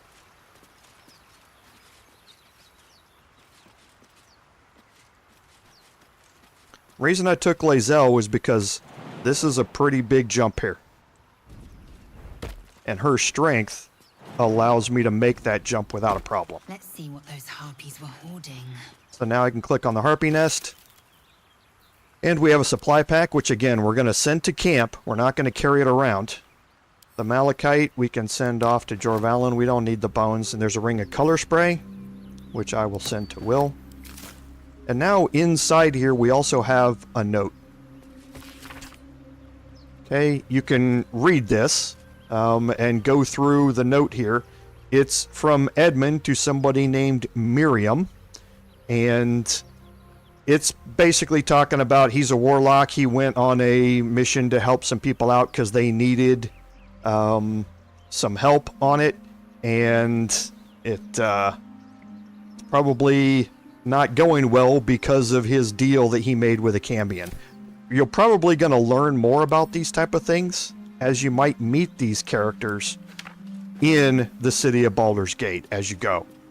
There's also a journal here, which you can pick up, and you can, again, read. So, talks, again, a lot of these things are very specific lore items and that sort of stuff, but learning them and reading them may also give you insights to future encounters. During early access, none of these things were available, but they might in the full version now, so... For now, it's kind of up in the air as to how things are going to be progressing. I'm playing through some of this content for the very first time, along with you guys, because my personal playthrough, my off-stream playthrough, hasn't gotten to this point either. So today's going to be a little interesting for me to explore how some of these go. Alright, what now? Alright, so one thing to be aware of is Will no longer has any warlock spells available to him, and Astarion is missing some hit points. So warlocks get their spell slots back on short rest. So that's why I saved my short rest before the encounter and had Lae'zel just drink a healing potion, so I could use that short rest. And now I've got the warlock spell slots back, and I got Astarion's hit points back. Right? That does not bring back any of my bardic inspirations, which are once per long rest. But that short rest can be very valuable for getting combat abilities back for warlocks. And remember, with my bard, I have a class action to do a short rest. So instead of 2 short rests, I have 3 short rests available to me because I have a bard in my party and I have that ability. Okay, so we're going to make our way out of the secluded cove here.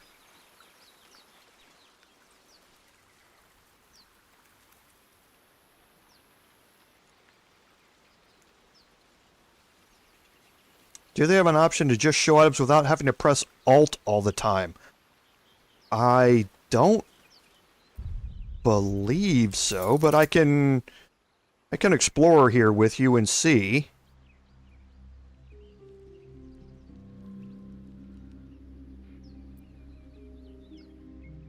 This is characters. This is not items. I know what this does.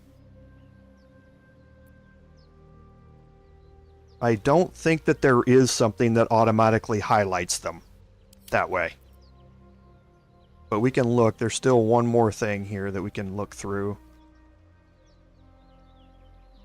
Yeah, doesn't look like it that there is. There might be somewhere that I'm just not seeing off the top of my head, but it would surprise me a little bit. The items can clutter up the screen quite a bit, especially if you are using lower resolutions. So I'm at 4K right now.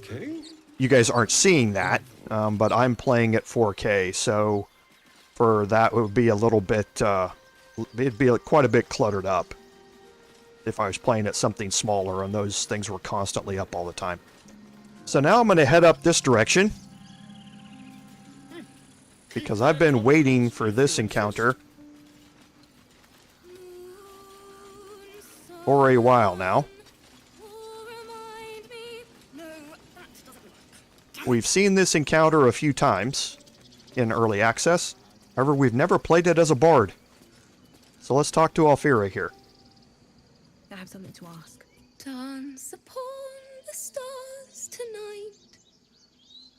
Smile and pain will fade away. Words of mine will change. No. Become...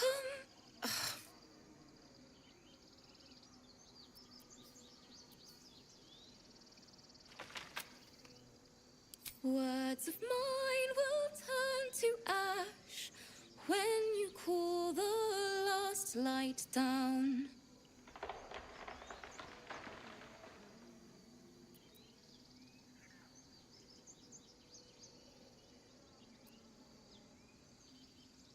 Moon reminds me of your grace, all the love I can't repay. Rest and know that I will pray. Farewell, my dear old friend. Wait, that's it!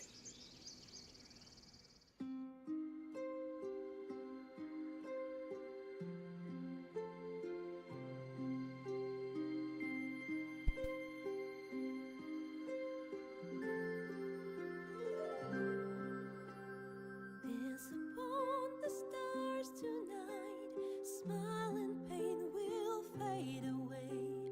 Words of mine will turn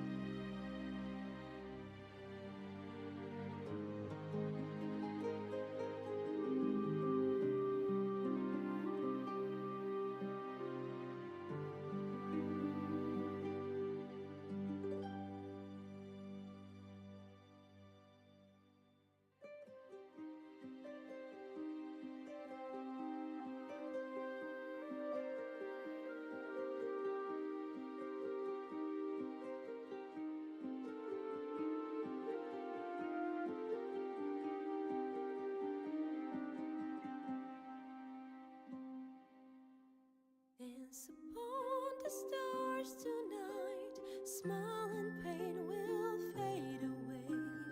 Words of mine will turn to ash when you call the last lights down.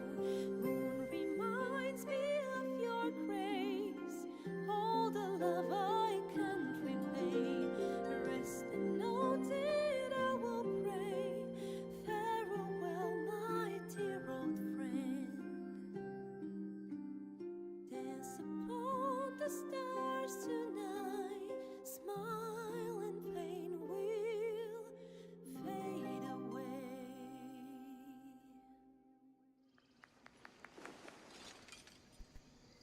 Thank you. I was having trouble finding the words.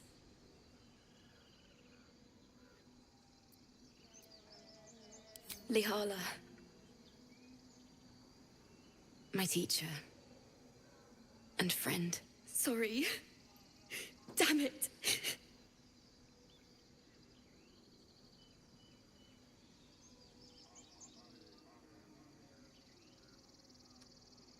The game sound, Smurf? Or my sound?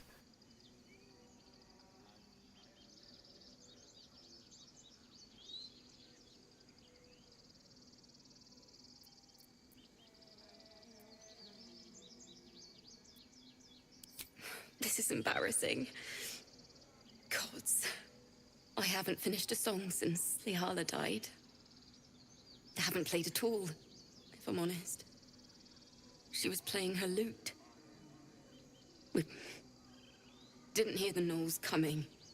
There was so much blood. I can still smell it.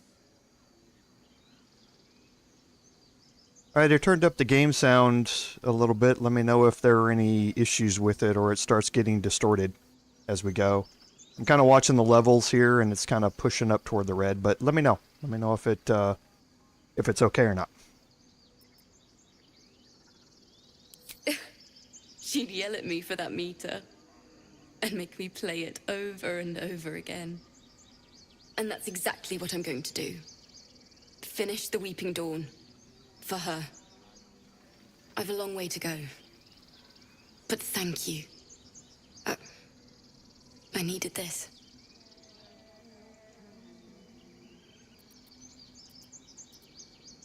It was awful. I couldn't look at a lute without hearing her screaming. Until now, I'd forgotten what it was like. That itch in my fingers to perfect a song. The Weeping Dawn will be my gift to her. Thank you. I needed this. Okay, that's a great cutscene. If you remember during early access, that was all marked as cinematic pending. And I can see why. The game is, fully voice acted, so all of that singing, when somebody was actually doing that. The great cutscene views around the grove itself. That was just great to see. I've been waiting for that cutscene ever since I created the bard here, so I'm glad to see it. So we do have a book here, basically just folk songs and that sort of stuff. But you can pick it up. Holding Alt, we now see we have a gilded chest around the back. We can walk up to it. It appears to be locked, so we will have Astarian lockpick it. DC of 10, not a big deal, but we'll add in guidance all the same.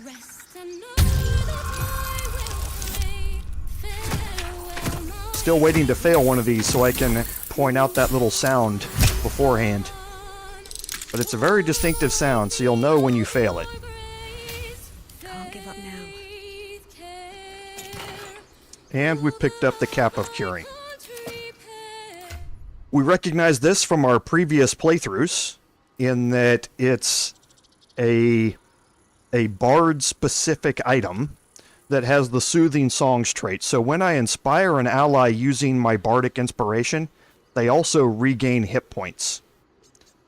So if Lae'zel is hurt in the middle of combat and I cast my combat inspiration on her, it's also going to heal her, which is a great synergy to have. It's not necessarily needed all of the time, especially if you use your bardic inspirations before you go into combat more than you do while you're in it. However, it can be a really good thing to have. Disregard the goldish, yellowish mask of the shapeshifter. We'll talk about that later. This is from the digital deluxe edition, an item that came with it that grants you the shapeshift spell. So, but that's not something that you need, you know, all of the time. So having that is now going to allow me to put a stylish helmet on, or a stylish hat on. I used to have this, and that just looks ridiculous. So I had the hat hidden, but now that I've got this, that doesn't look too bad. So I'm happy to wear that around.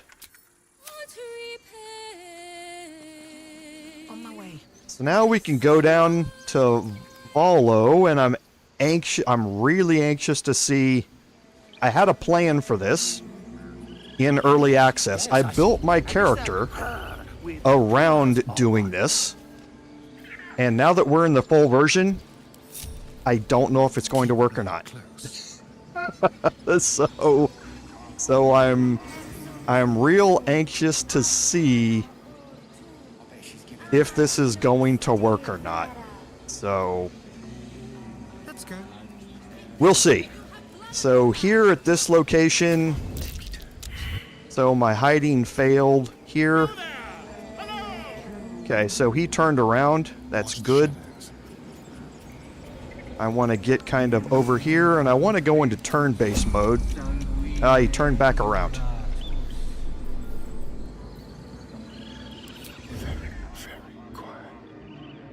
Okay, so looks like I'm outside. No, I'm not close enough.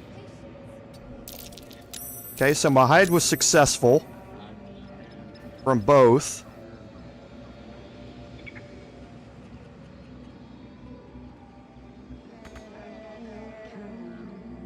Oh, because my action, yeah, because it used that hiding to do it. Assume nothing. A hero at heart.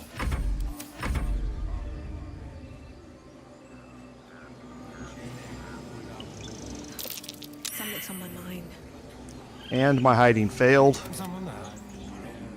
So let's move back around over here. Volo is just going to turn and face me no matter what. So we're going to exit out of here and see if I can get this. Step quick.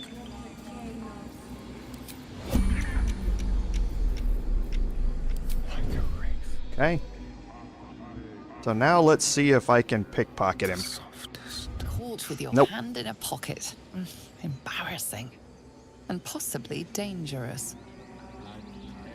Okay, so one failed pickpocket is that you get a warning for it. Alright? He caught me trying to pickpocket him. So I'm not going to have, if I fail it again here, I've already used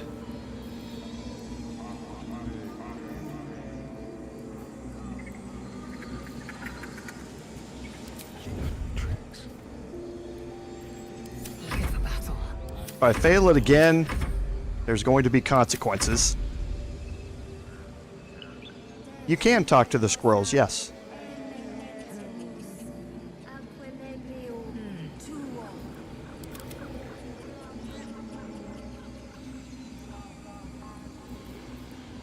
Time for discretion. Just like time. Where am I needed? Let's see if I can increase his chances.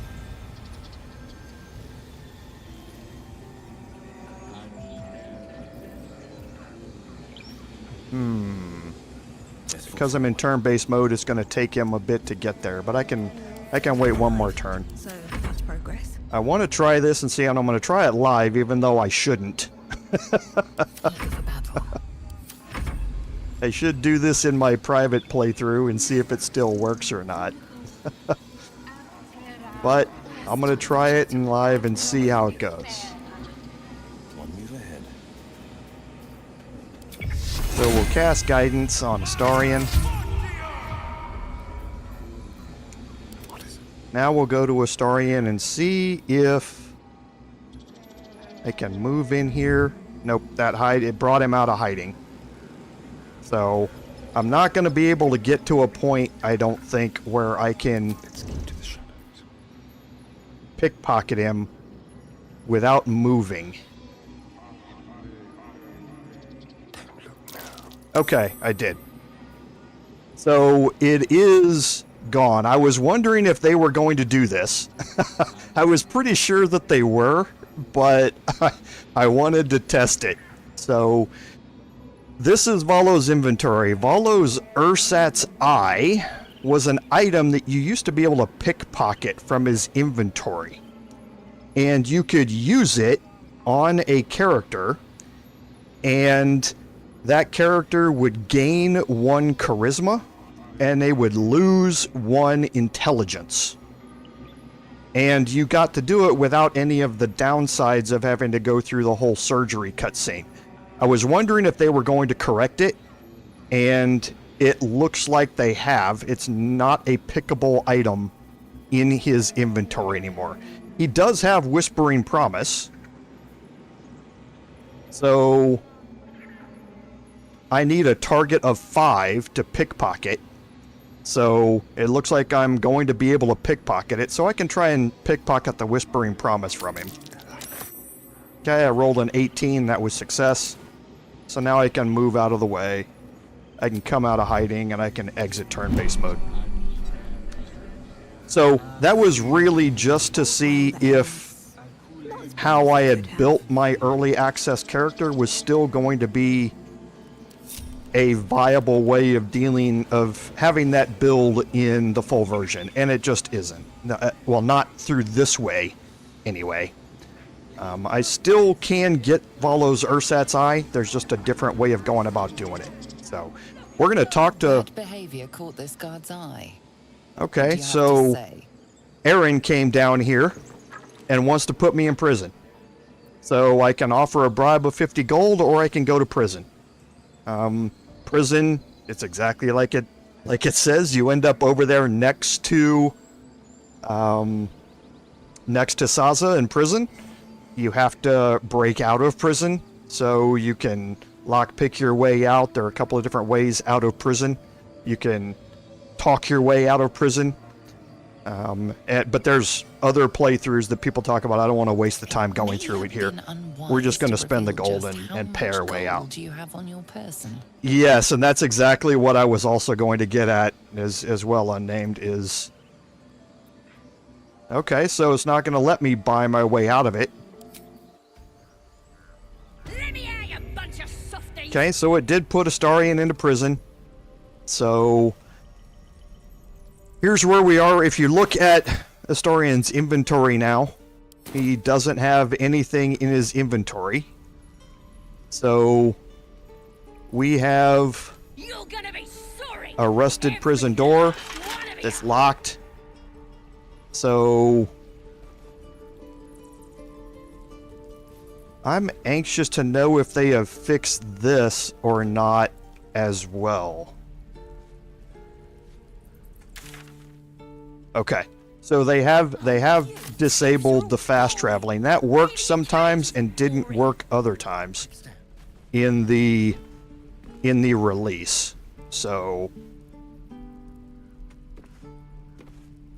all of our items are out here in the equipment chest out here, and we have to get to it, and there's a few ways that we can get to it.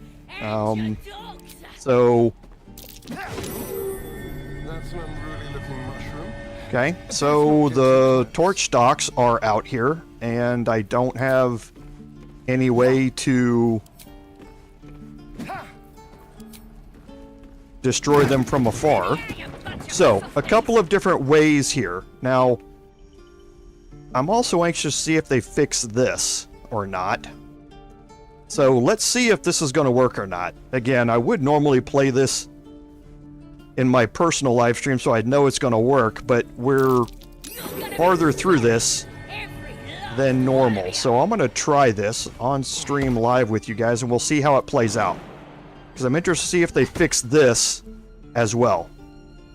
There was some discussions that this was going to be changed. I'm anxious to see if they did.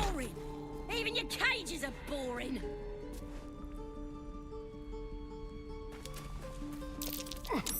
That might be worth a look.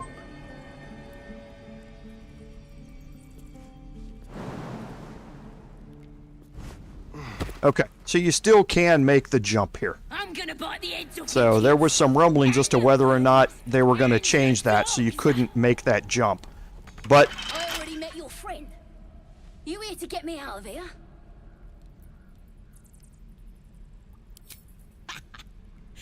Even if you did find my tribe, they'd set the wargs on ya.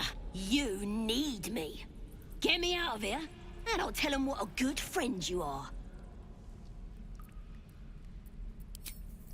we're not going to use Saza in this playthrough.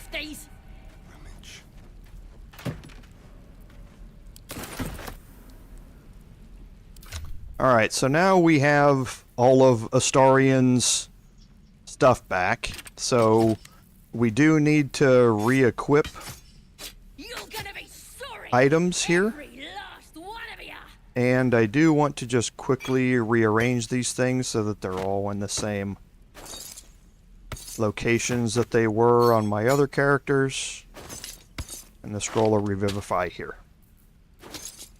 Okay.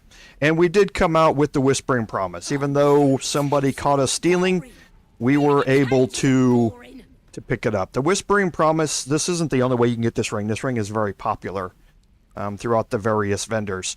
When you heal a creature, you gain a 1d4 bonus to attack rolls and saving throws for 2 turns. So it's kind of a bonus for healing. For healing other characters. The only person that's going to be doing any healing is my bard. So it makes sense with Healing Word that if we have to cast it on somebody, that we would also gain a bonus to attack rolls and saving throws. So it's just a good starting out ring. It's not something you're probably going to end up keeping long term, though. So now with Astarion, we can just make our way back. This is ridiculous. He's getting to me. If we left, we could at least make a deal for it. And you see Donnie's back out here. We will be completing that quest here in a second.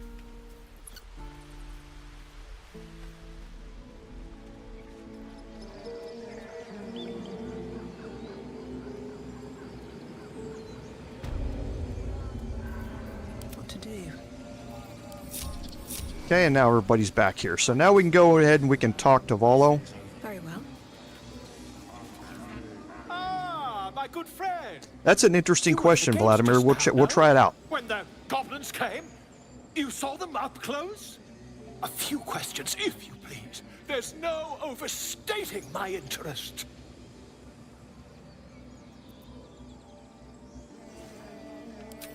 Glory. Now then.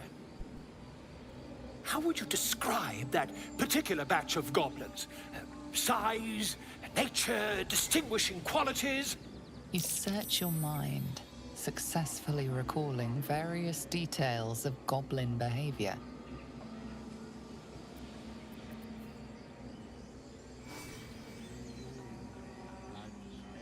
My, a scholar after my own heart.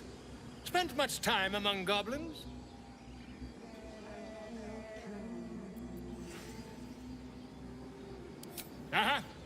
I've always preferred experience to the second-hand accounts of lesser men, but to each their own.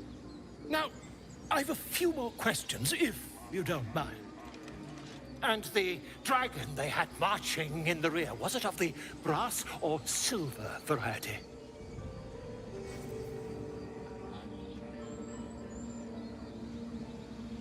A Thank heaven you were here to specify, or I might have recorded a bold-faced lie. Last question, then you'll be quite free. Did the attackers rally to the Absolute when they fell upon the gates?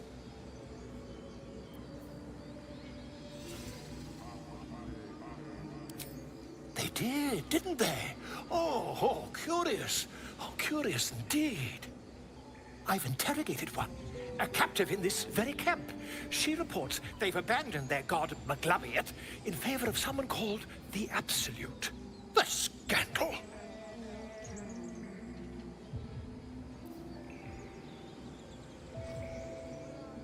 Oh, I'd imagine him quite displeased.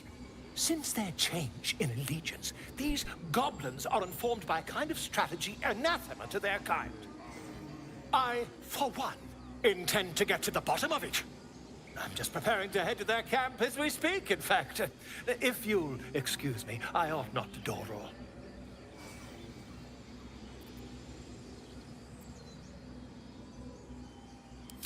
My friend, every story benefits from a dragon. Until we meet again.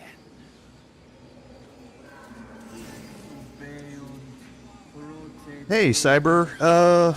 No, this actually is the full version. I gave in to everyone's requests, and I played up to that same spot in the full version. So...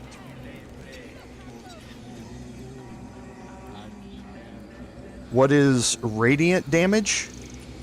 Radiant damage is classically defined as damage caused by a holy or divine energy. So you most often see it with clerical spells, paladin strikes, that sort of stuff. But it's power that is directly derived from a divine power of some sort.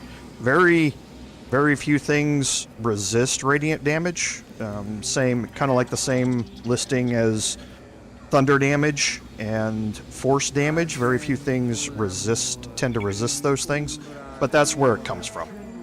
So we still do have Speak with Animals, so we're going to talk to Bosk here. Just a moment. This man is recording my story. I am far from home. As the colourful man starts scribbling, the bear sneaks a quick look at the page. His brow furrows.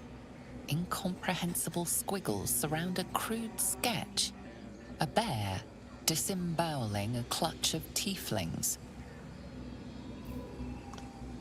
So, Volo's recording a story, and he's obviously recording it wrong. All the druids can understand me. You can.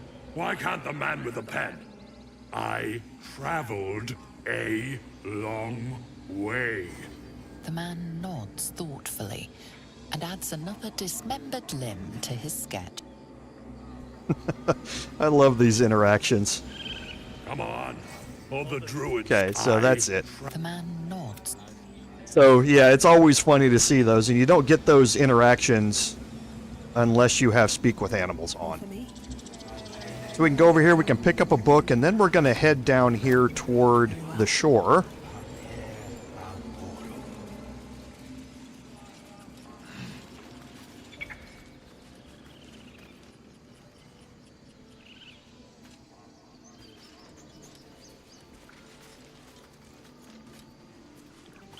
And we can talk to Orm here.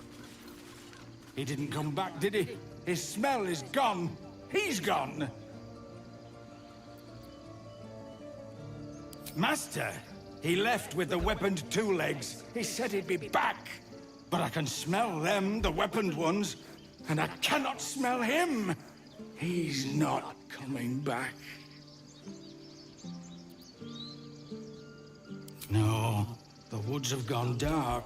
There's too many predators lately, even for Master. Okay, so I'm gonna break my group again here and go over here. Actually, I'm gonna do this with the Starian and see.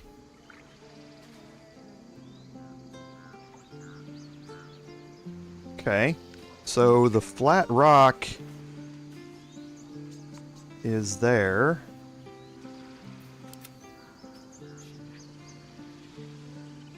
Not enough space. See if we can move everybody out of the way here. We'll kind of move Lae'zel off to the side. Okay. So it's still there. So now we're going to go to Astarion. We're going to put him in hiding. Make sure the bear's not looking at him. Nope, nope, nope, nope, nope. He walked through a detection cone and went and came out of hiding. So I'm going to put him back into hiding. And it's kind of hard to click on, so I'm going to use Alt to pick it up. Okay. I've got a long road ahead. So now we picked up the Amulet of Sylvanas, which is a very valuable amulet to have, and that it allows you to cast lesser restoration whenever you want. Once per, I think it's once per short rest. Yes, once per short rest you can cast lesser restoration, even if you don't have the spell in your spell book. So it's a good one to have. So always come down here and make sure you pick it up. If you're not familiar, and this is my fault, if you're not familiar with Dungeons and Dragons, you can it cures any creature from disease, poison, paralysis, or blindness. So if you do get poisoned, having somebody being able to cast lesser restoration on them immediately to cure that poison is a huge benefit. Poison will do damage over time, and if you're continually standing in poison, it can cause a lot of damage over time. And you can end up dying fairly quickly to it, so. By Sylvanas, the old oak, all death begets life. So we do have some vases that we can search up here. Probably not much in them.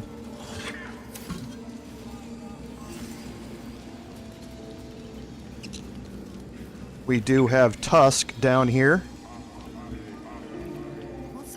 We'll go talk to Tusk. I thought you were Halcyon. The boar prances around, haunches clenching and unclenching impatiently. Where's Halcyon? Promise me a mate. Okay, for those of you who might not be into the tabletop gaming scene, there's some very, very funny correlations there. There's a live streaming group of voice actors who play Dungeons & Dragons. The channel's called Critical Role. They've been doing it for years, and one of the funnier parts of one of their campaigns is a book that they find. And the book is called Tusk Love. And it's not about boars as much as it is about ogres and the tusks that they have, but it's a recurring joke throughout their streams. And now having a boar named Tusk who is looking for love, it's a hilarious, just a hilarious callback to that sort of stuff. So it's pretty funny. Speak. The bird knows. That's correct, with Matt Mercer in the group. Do not.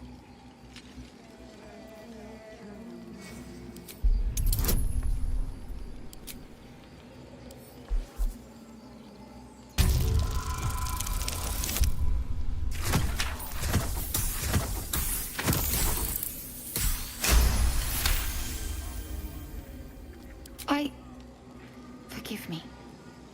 It is not you I fear. It is my brethren. More follow Kagha every day. They are afraid, and she offers a simple solution. Eject the refugees, and we will be safe.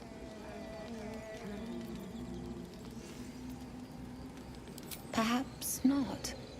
But that does not make it right. Only Master Halcyon can stop this. I pray my bird returns with news of him.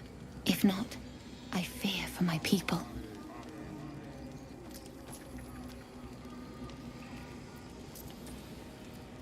The ritual is Kagha's decision, but she is not our leader. Master Halcyon welcomed the refugees in. I wait for him to resolve this. Okay, now just like I've mentioned in previous live streams, you don't always, but in some cases you do have a trade icon down here. So even if they're not listed as a trader, you can institute a trade with them and still see what inventory they have. This can be useful for gathering supplies for alchemy, camp supplies, healing potions, that sort of stuff from characters who might not be listed necessarily as a trader. Okay, they're normally not going to have a whole lot of gold to sell stuff to them, but you can normally buy stuff from them. And a few things that may be useful to you as you go. So look for that icon down there and just be aware that it's there. So now we'll click on this plaque over here and read it first. By Sylvanus, the Forest Father, we are granted balance. And now we have some items which we can pick up, which are not marked as steal. And you can see we're unlocking recipes.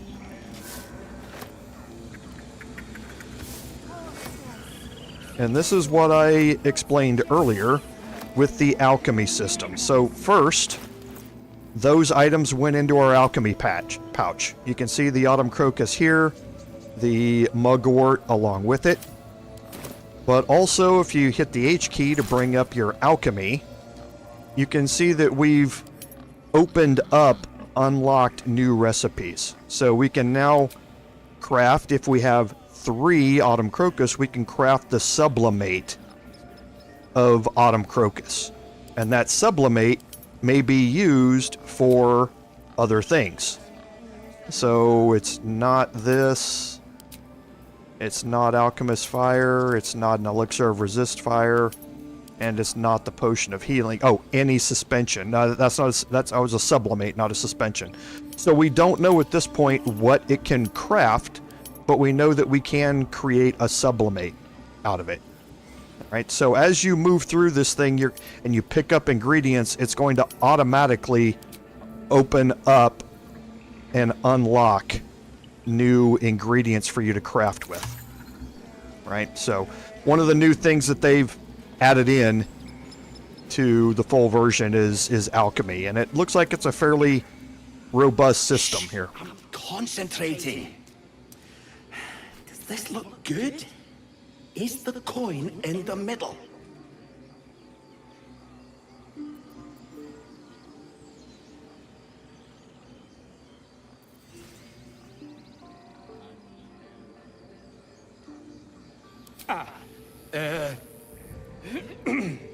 He lets out a tentative chirp.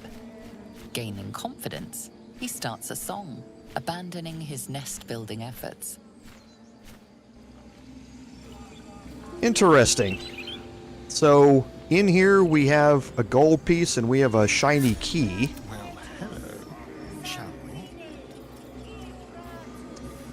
So this is probably going to be better in turn-based mode. Just like if I can even get there because of other detection cones. No. Again, I really dislike that delay and lag in it in selecting characters using their portrait. So, okay. So we'll see if Topaz turns around. He did. And now I'm out of all detection cones. So now I can pick up the shiny key, pick up the gold, can exit turn-based mode, and come out of hiding. Alright, so that's a way to deal with mechanics where people are moving around. You can go into turn-based mode, which stops their movement and allows you to not worry about their detection cones moving as you're trying to do something like stealing a shiny key. So now we have some vases we can search up here. Probably nothing much. And we have Tuffet. I need a quick word. I'm sleeping.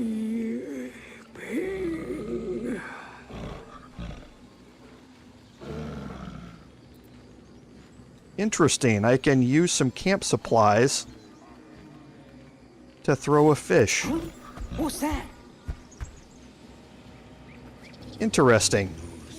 From the bucket of fish that was placed right when you came into the grove over there by the entrance.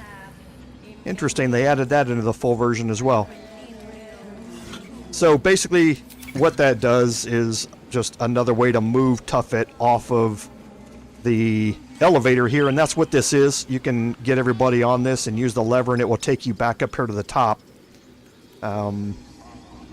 But not something that we're going to go do right now, because we are now going to move into the Emerald Grove inside here.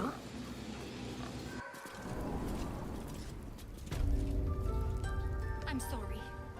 I'm sorry. Have you lost your senses, Kagha?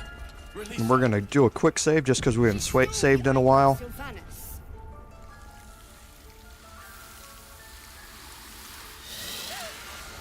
Please. I'm sorry. This is madness, Kagha. She's just a... A what, Wrath? A thief? A poison? A threat? I will imprison the devil. And I will cast out every stranger.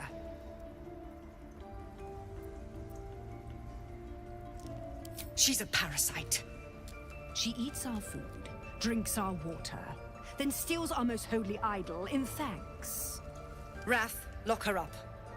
She remains here until the rite is complete. And keep still, devil. Tila is restless. Come, Kagha. We took back the idol. Surely... Do it. Okay, so we have some new options here. So we do have persuasion. We have another bard persuasion here, which we're going to take. That gives us the most bonuses for persuasion here.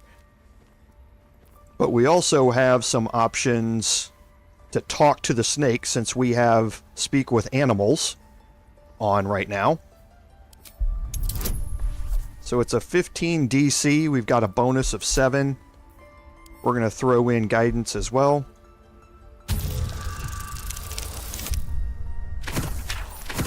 Gonna have to roll a 3. And we rolled a 1.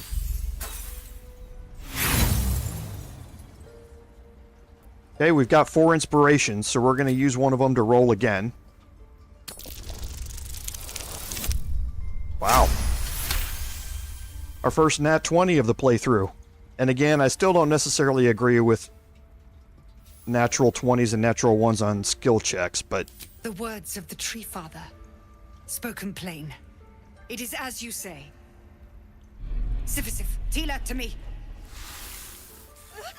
Out, thief. My grace has its limits. Thank you, Kagha. Master Halsin... Halsin isn't here. Keep his name off your tongue, lest Tila pierce it.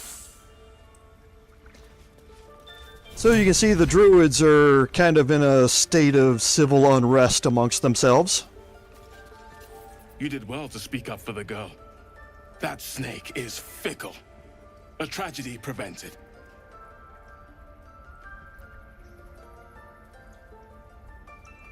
Yes, Green Mountain, you did. You heard that little noise during the roll, which lets you know you're going to fail it. Nothing befitting a child. Nothing befitting any of our world's creatures. For those watching and didn't hear... Let a snake replace our leader. I'll let this finish. She will see the Tieflings driven out, or worse.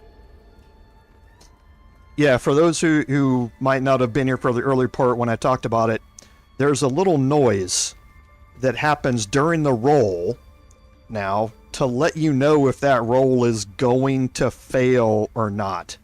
If you don't hear any noises, then your roll's going to succeed. If you hear a little it's kind of hard to explain what the noise is, but you can go back and watch it. If you scroll back during that roll, you'll hear a little hissing type of noise during the roll, and that lets you know that you're going to fail it. So you're no longer in suspense as to whether or not you're going to fail based on waiting for a roll to happen. You're going to know if you're going to fail it based upon that sound. Master Halsin. Perhaps goblin called, perhaps dead. he'd set Mistress Kagha back in line. Hold her to task, stop this damned ritual. More will die if the rite is finished. So many more, sent into a world gone mad. Would you? I would give anything to see Halsin return home. Sylvanus' blessing upon you, and my gratitude as well. Halsin is an elf with the presence of a bear. He left west with the adventurers. You won't mistake the first druid for anyone else. Come, Silver. Okay, so we have speak with animals, so let's see what the rats have to say. Doesn't respond. It simply bares its teeth. Okay, so the rats aren't very talkative. And Silver. Another stranger come to vex me. What will you do? Hunt me? Grab my tail? Shout until my head hurts?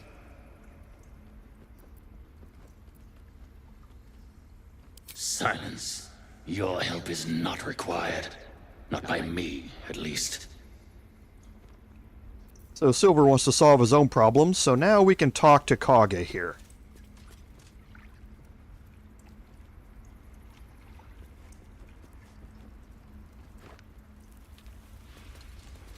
Go on. Say it. You think I'm a monster? Monster? Too kind. A demon, more like.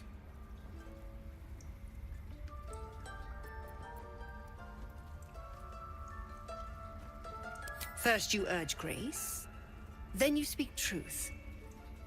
You surprised me twice over. A shame the grace period ends. The Viper's fangs have been bared. She must guard her brood. No matter.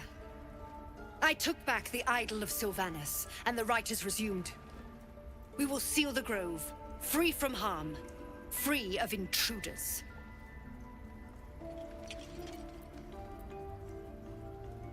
And mine perish if he stays. You showed great mettle at the gate. The mettle of a skilled sword for hire. I want you to provide your services to Zevlor. Offer to guide the Outlanders out of the grove. I'm sure they'll reward you well. They're to be gone before final prayer. If they are not, the Viper must strike. You will do more than speak. This tale ends but one way. With the Outlander rot cleansed, and the grove forever shrouded. Okay, Kagha, not a nice person. James, have you been collecting the parasites or declining them? You mean the powers from the parasites? I don't want to kill anyone, but I won't let this grove be harmed. The illithid powers that they offer? So again, inside here, a bunch of things marked as steal. You can go into hiding and try and steal these items. I'm going to toggle the group mode. I'm going to bring Astarion up here. We're going to go into hiding here and go around the back. And we have Kagha's chest. Now you do have Silver, especially, who patrols around out here and can interrupt you. So it's always best to go into turn-based mode to do this. So a DC of 10, I've got a 7 for the bonus. Will is not with me, so I can't add guidance to it.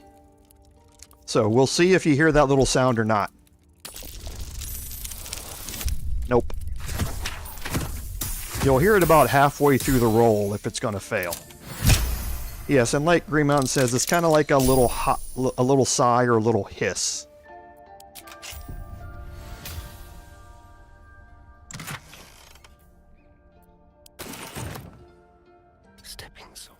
Okay, and we're just going to take all of those. And now we can look at Astarion's inventory, and we have the Shadow Druid's Doctrine, a book about what the shadow druids believe, and that kind of gives you a little hint about the backstory here. And then we have a half-torn note that talks about a note from someone called Oladan to Kagha going to the swamp docks and meeting them at a tree. And that is going to update our journal. And if we go to investigate Kagha, we now found a note that mentioned a meeting in the swamp. Okay, so update or save Arabella. We need to go talk to our parents. We're going to do that on the way out. Save the first druid shows up. That's going to be part of the Save the Refugees quest. So we'll be continuing that on as we go through the playthrough here. Still alive, so that's progress. All right, the rest of this area is, again, a bunch of items that are marked for steal in here. So if you want to go through and steal this place blind, as was suggested earlier, you certainly can.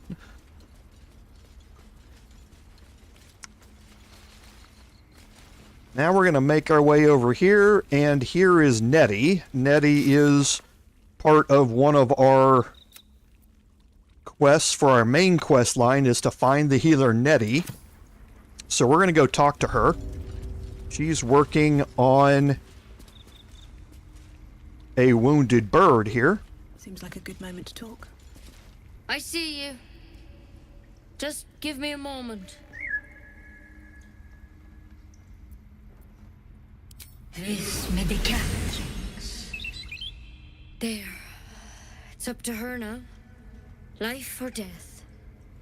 Now, what was it you needed? You found her, but I still don't know what she can do for you. Why are you asking?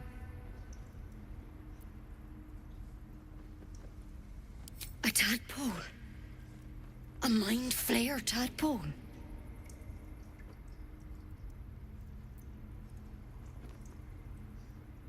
Great line of dialogue right there. I'll do what I can. Come, follow me. I might be able to help. We need to be quick.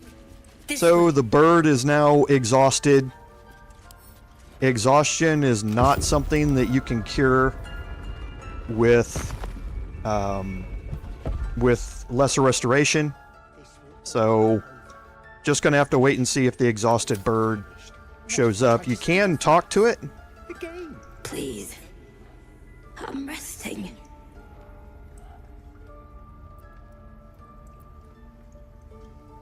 The bird says nothing, trying to rest. This is interesting because this wasn't in here previously. I know if you continued to talk to the bird, then it would die. I don't know what happens if I prod the bird's wing. I think that's probably a bad idea. So let's leave it alone. The bird says nothing. Only the sound of its labored breath fills the silence. So let's go over and talk to Nettie. And again, the same thing here. Yeah, there isn't an option for any of that.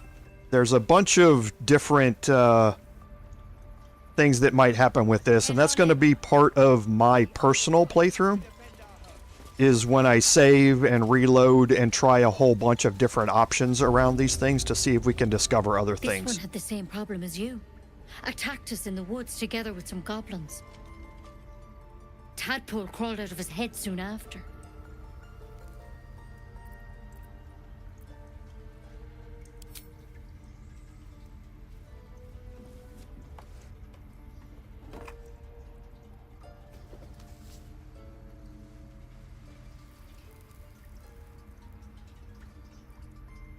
I'll do the best I can.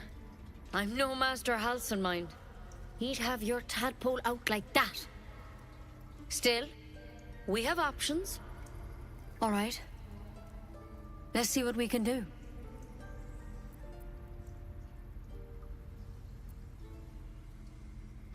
It might. But first things first. Tell me about your symptoms. Have you noticed anything strange happening?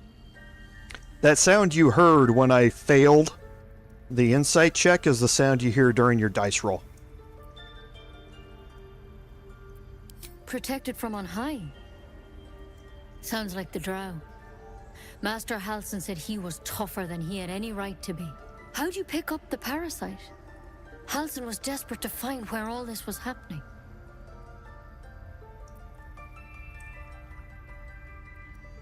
A mind flayer ship? But Master Halsin was sure. Look, you've been straight with me, so I'll be straight with you. You're dangerous. If you transform here, we're all dead. But you seem like a good soul. You deserve a chance to save yourself.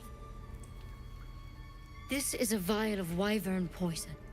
Swear to me, you'll swallow it if you feel any symptoms.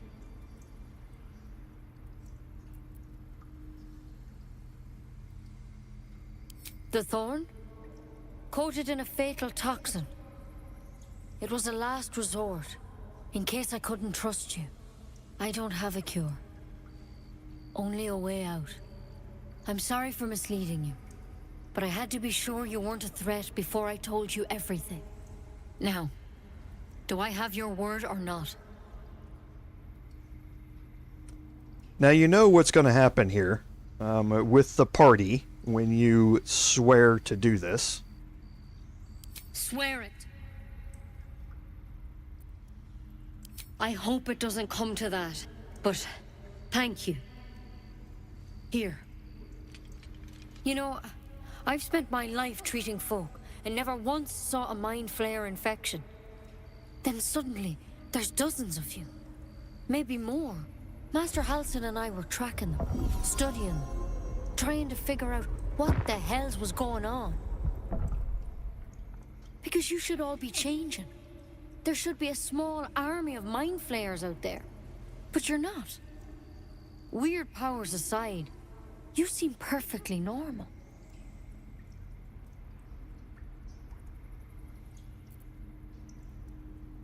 Mind flayers reproduce by infecting someone with their parasite. 7 gruesome days later, the victim transforms and a new mind flayer is born. The thing in your skull, though, it's different to anything in our records. It's one of their worms for sure. But this one gives you powers. Telepathic connections. And it doesn't turn you into one of them. Not yet, anyhow.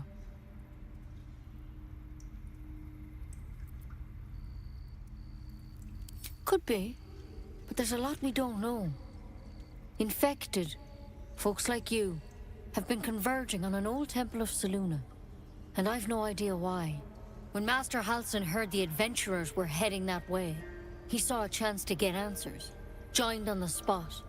Whatever he found there, he didn't make it back.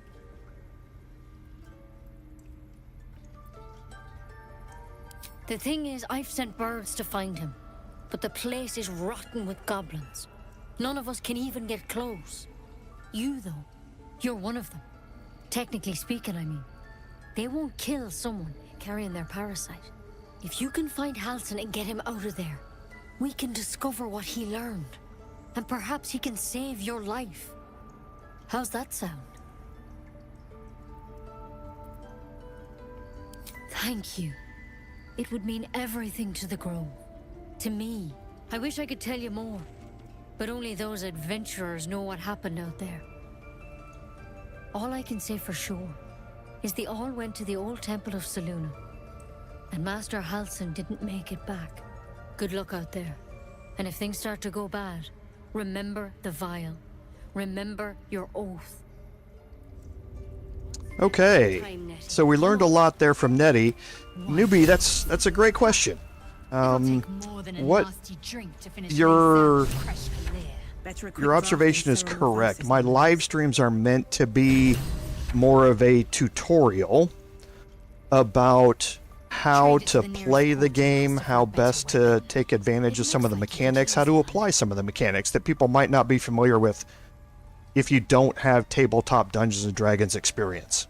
So my live streams are meant to be more of a teaching type of live stream, as opposed to just a let's go play it and see what happens and that sort of stuff, which is what a lot of content creators do. I don't have a problem doing that at all, but these live streams are meant to be more tutorial in nature, to help out people who might not have experience, but for those that do have experience, maybe showing them new things about certain encounters or interactions in the game. The other thing that I do not do in these live streams is save and reload. I do not save scum during the live stream. So whatever happens, happens, and I just have to deal with the consequences of it. So if I'm intentionally trying to mess something up, if you especially watch some of the Twitch integration through like Fextra Life and those people who were streaming on launch day, and you saw people intentionally trying to get them to fail stuff, just because that's what, you know, a lot of chats want to see. They want to see the out of the ordinary. They want to see the very strange type of interactions, just to see what happens so that they can probably avoid doing them themselves in the future. There are going to be plenty of opportunities for us to see how some of these interactions are going to work through guides and that sort of stuff that people put out. And that interaction is a great example. The interaction here between an exhausted bird, and then there's a bird outside who is trying to make a nest and make it look pretty for someone. There's probably some sort of connection between these two birds here. In early access, that was never fully explored, but in the full version here, there might be more to it if you just either do the correct actions or select the correct dialogue options. And that's what I will take my time on my personal live stream to do, is to save it, reload, pick an option, see if that has something to do with it. If not, reload, pick another option, and that sort of stuff. So as a person, I normally play from a role-playing perspective as at least a neutral good character. So I try not to intentionally try and beat people up or kill people or do things that I might know will result in a death. And with the bird, I know from previous playthroughs that if you keep antagonizing it, the bird will just die. And I'm trying to avoid that. So that kind of explains the mentality behind the live streams. To help explain it, I know it's not going to be the most crazy, over-the-top, let's, make the streamer do whatever we want to do type of stream. But I do get a lot of positive feedback from people who haven't played the game or don't have the experience to be able to learn how some of these mechanics work and how things go. So, hey Reinmar, thanks for joining the stream. I appreciate seeing you here. So we do have an opportunity here with our amulet to speak with the dead.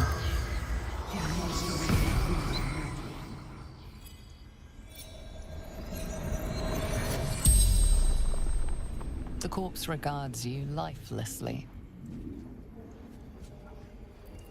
Ned Siranis of the Absolute.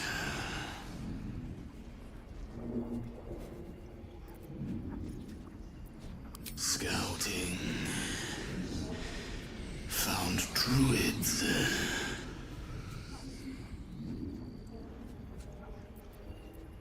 Minthara. Back at camp.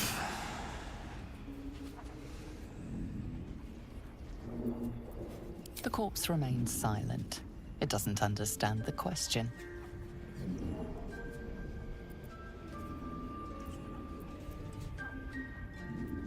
Moonrise Towers. Initiation. The spell's power wanes. You can ask no more questions. Okay, so we're allowed to ask 5 questions, and then the spell's power is going to wane and we're not going to be able to ask anymore. So looking throughout the rest of this area, you can see we do have some more items in here. Bullywug trumpets, things like that. Again, everything is going to be marked steel. We're going to be coming back to this room later, though, so we'll be able to explore it some more. Coming back out here, we can make our way back out to the center area here. Holding Alt again as we go. You can see there's a wicker chest over here that's not marked as steel. It's got a book in it and a cup. Don't really need to take the cup, but we're going to be able to sell it. So, looking around this way, we have a Union plaque. I don't know why the Fallen plaque is marked as... Hour, a concord made, twixt harp and wild against the shade. Harp and wild. A riddle to some, but you understand the meaning immediately. The druids turn to the Harpers for help. Unusual for such a territorial group. That they did, and we've learned a lot about the Harpers. And if you watch the movie Dungeons & Dragons Honor Among Thieves, you learned even more about the Harpers. The connections were pretty apparent. Okay, so now we're back here out at the Sacred Pool, and if we look at our quests, we know that we need to search for a goblin camp to find Halsin. That's part of the main quest line that we're going to try to do. However, as part of the Save the Refugees, we have a quest to investigate Kagha. That investigation takes place in another area of the map that we haven't explored yet, and that's where we're going to start heading out toward. We're going to take a little detour once we're out there. We're going to head out this way, outside of the Emerald Grove, and instead of walking all the way out there, we're just going to fast travel out here to the Emerald Grove environs.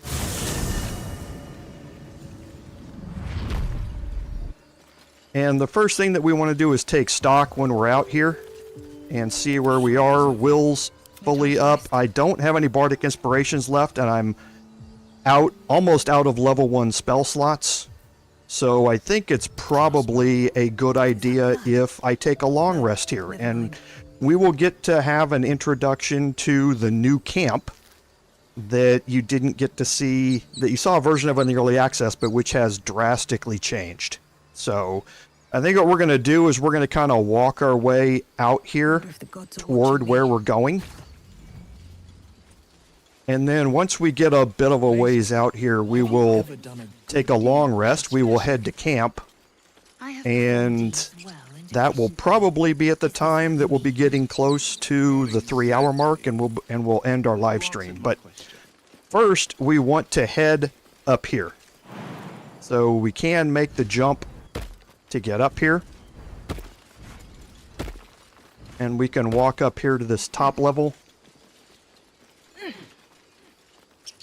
And we can hold Alt and do some exploring up here.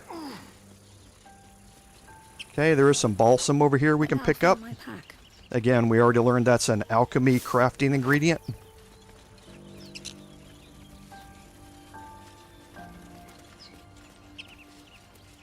Okay, we have some more balsam over here. And we have a dragon egg mushroom. Again, all alchemy crafting ingredients. And we can climb this ladder. And now you see that we've opened up on our minimap the hidden cache that we learned about by finding the Harper stash underneath the rock.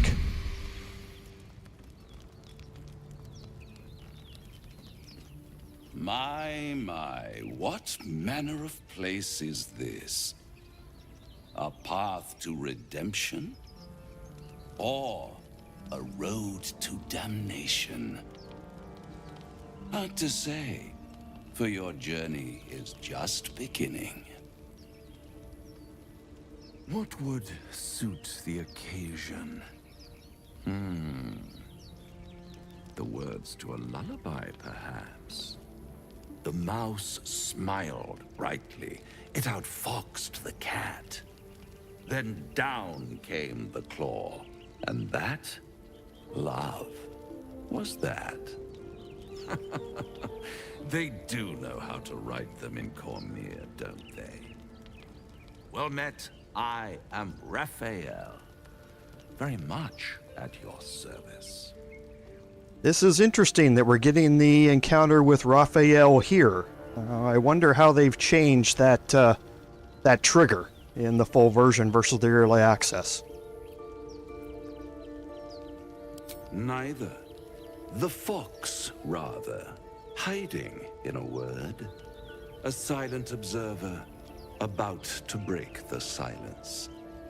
Of course, what I have to say merits some privacy, as well as some more, let's call it, refinement.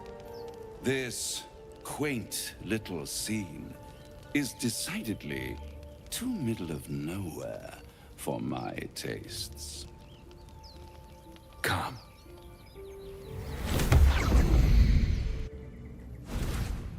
I wasn't expecting this part, so I apologize while we go through this. It's taking time. Middle of somewhere.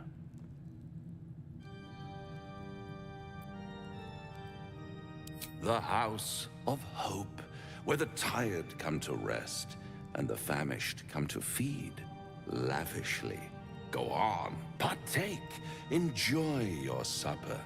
After all, it might just be your last.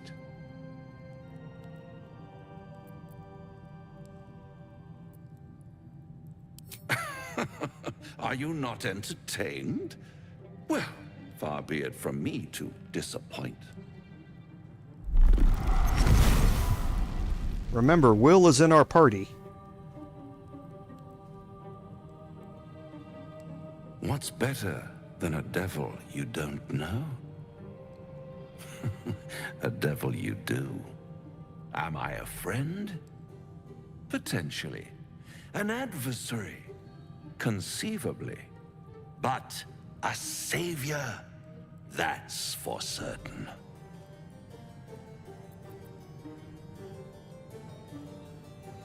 Come now, why play hard to get when you're in deep over your tadpoled head? One skull, two tenants, and no solution in sight. I could fix it all like that.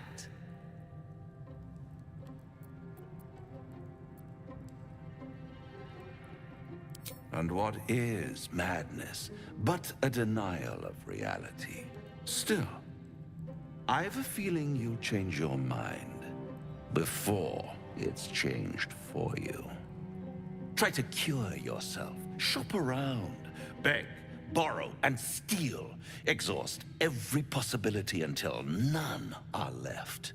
And when hope has been whittled down to the very marrow of despair, that's when you'll come knocking on my door. Hope. Such a tease.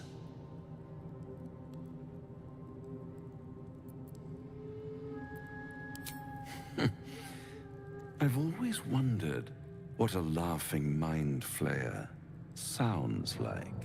All those pretty little symptoms, sundering skin, dissolving guts, they haven't manifested yet, have they?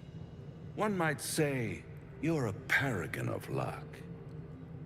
I'll be there when it runs out. Okay, so you can now see that the plot is thickening. We have more and more people who are interested in the fate of this tadpole here. So things are getting a little bit twisted. So now the other thing that you're going to see when you're looting is the opportunity to find the new potions and elixirs that we have. So the Elixir of the Colossus was not in early access. It basically increases your size. Weapons deal additional damage, you gain advantage on strength checks and saves, and that sort of stuff. Elixirs, only one of them can be in effect at a single time. So, but you're going to find a lot more of this when looting. Like I say, there's a lot more to the loot tables now than there used to be in early access. And here's the silver pendant, which I was talking about previously, is one of the most overpowered items Matches the sigil in that cave. The Harpers were busy. in the game. Having access to guidance whenever you want is just incredibly powerful.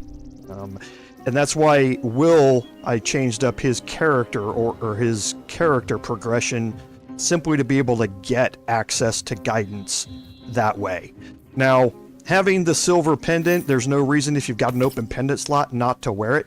In the instances where Astarian's off by himself and Will's not there, now he can cast guidance on himself when he goes through the checks. So it's, always a benefit to have it. I've just got another way to do it right now. But for now, while I've got an open amulet slot, I'm going to go ahead and use it. And speaking of Astarian, step lightly. Okay, he was able to pass the perception check for the rocky crevice. At the back of the crevice lies a bag enfolded in the chitinous squabbling of spiders. A shiny gold coin pokes from its mouth. Okay, there's a nature check, which is based on intelligence. I've only got a +1, but might as well try it. And again, see, now we have access to guidance. Now, these are not, they don't stack. They are mutually exclusive.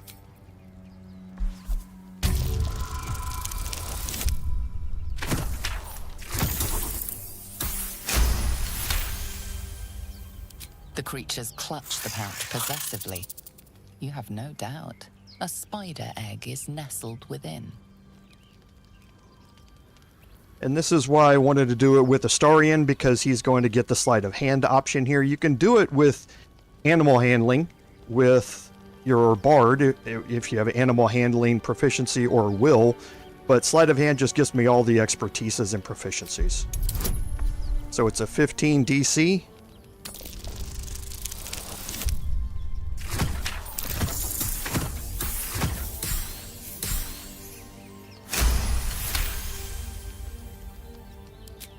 The spiders scatter, and you stash the bag. Something clinks among the coins. Alright, so we received a pouch, so if we open it up and look at it, we have a spider egg sac. So something or some things wriggle within the sticky shell. And that's important to realize. Basically what this is a throwable party generator. It generates allies for your party when you throw it at a certain location. When you throw it, it's going to burst and spiderlings are going to come out, and they are then free to attack your enemies. So it's a fun little mechanic. We're going to see more of it later on. I have a place in mind that I kind of want to utilize it for. How much farther can I go? Now we can come up here and we're going to walk up to the heavy chest and just make sure it's not trapped, and then we can open it. We have some gold, a viridian crystal, which is again an alchemy ingredient, and a potion of mind reading.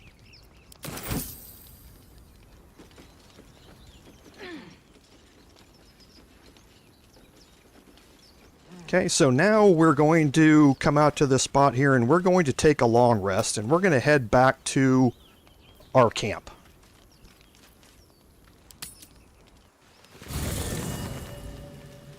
And again, the main reason for this is so that we can get our spell slots back and our bardic inspiration back, but it's also going to give us another set of conversations here. And like I said at the start, I've got construction going on. Hold on just a second. Give me 30 seconds here.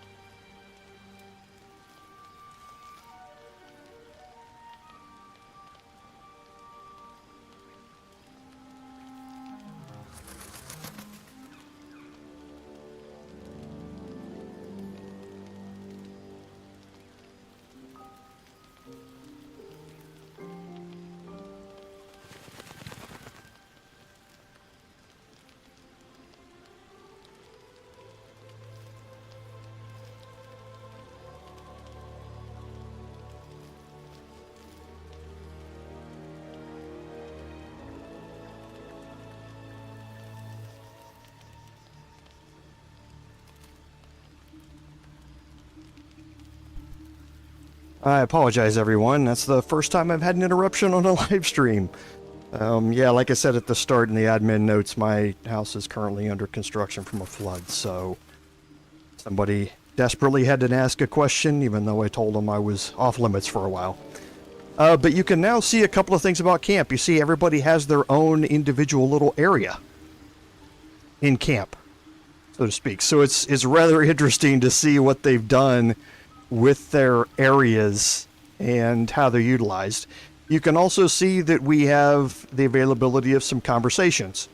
Now, like I had mentioned earlier about camp supplies, I'm looking to see, so it doesn't look like I have anything else. It's just the gruel, which is 1 camp supply. Oh, I do have some dried pork sausage in my inventory that somehow is still here. Is that the only one, chat? Are there any others? I don't see any others. Okay. So, going to your camp does not necessarily mean that you are that you have to take a rest.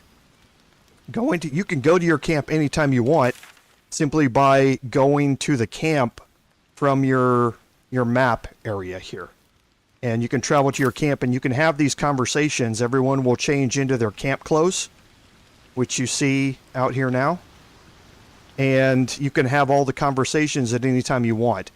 Then when you go to bed, it's going to give you the option of whether or not you want to use a long rest or not. Or you can just fast travel out of your camp to somewhere else if you're not in a long rest situation like I am. So going to your camp has changed a little bit, and you'll see that kind of as we go here.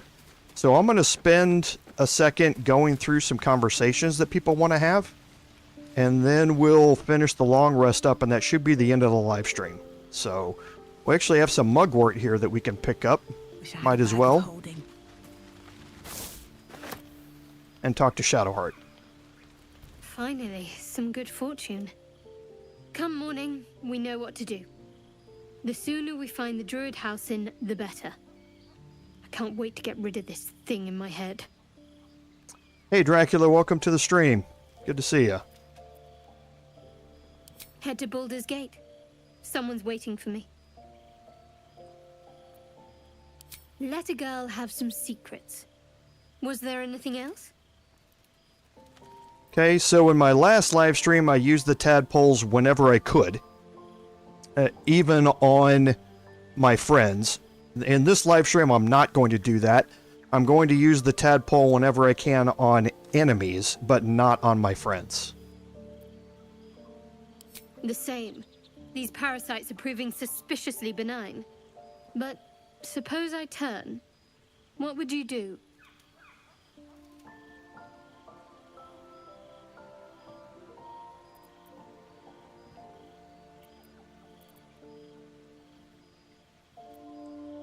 Wise. Though, I hope you'd miss me after I'm gone. I think I would if the positions were reversed.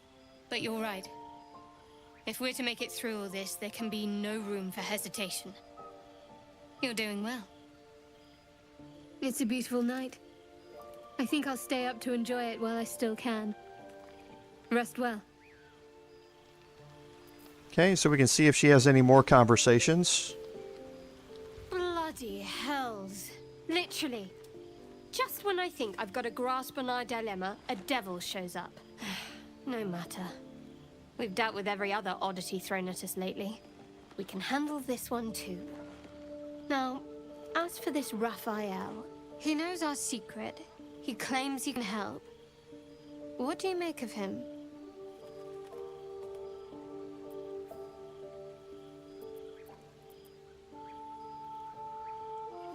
No doubts at all. He seemed powerful and very knowledgeable about our problem. Not the worst prospect we've stumbled across. As long as you can look past what he is.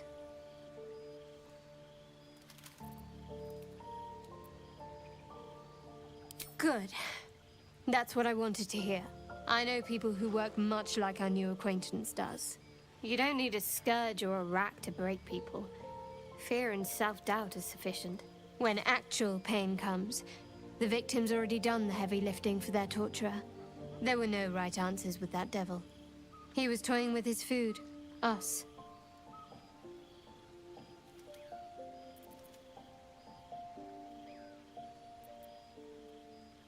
Aren't you glad that I am? It's an effective trick.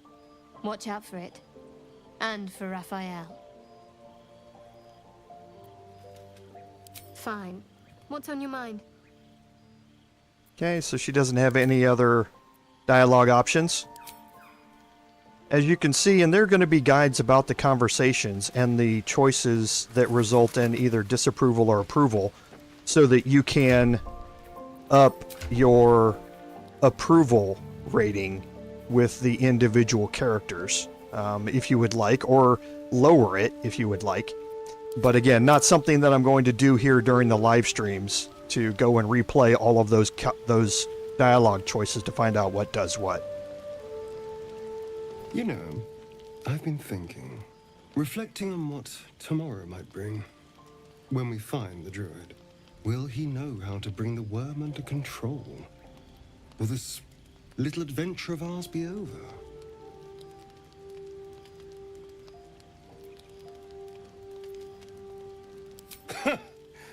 Why not?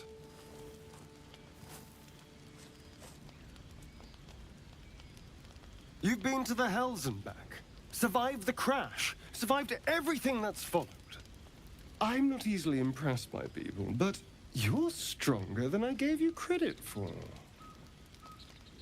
If you aren't paying attention to his neck, you can get some hints that we haven't really learned yet about Astarion.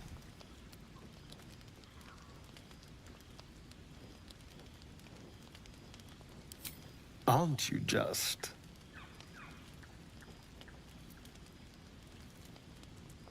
This is interesting. All these dialogue choices are different in the full version here compared to early access.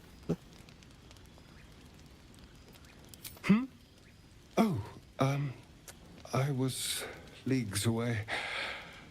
I just need to get some air, clear my head. I'll see you later, I'm sure. Sleep tight. The very ominous warning from Astarion. So we'll see if he has any other dialogue options. Now there's a bloody devil trailing after us. Well, this gets better and better. Shop around, he said.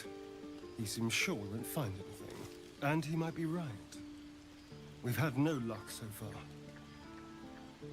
Hey, Ferlano. Hey, Star. Thanks for joining the stream.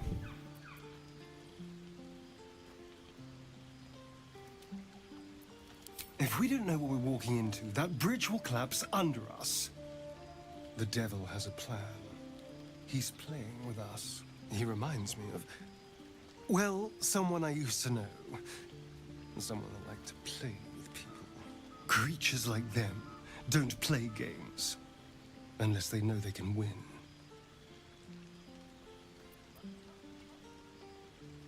Maybe. But he's not the only one spinning a web for us. This is no ordinary mind flayer parasite. Who tampered with it, and why? What do they have planned for us? And why are we important enough that a devil comes knocking on our door? If we find those answers, we might have a chance. Okay. So we're going to extend the stream a little bit, just so we can explore some of these dialogue options and take our long rest, and then we'll end it after we come back out into the overworld. So let's talk to Lae'zel. Good time for a chat. A fine evening, don't you think? The moonlight shines warmly on us. The breeze caresses our faces. Hideous. All of it. Would that I were doing battle up there, among the tears.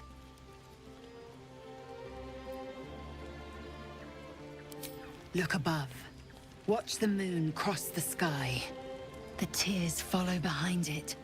Rocky bodies tumbling through the sea of night. One of them is my crash. Clear.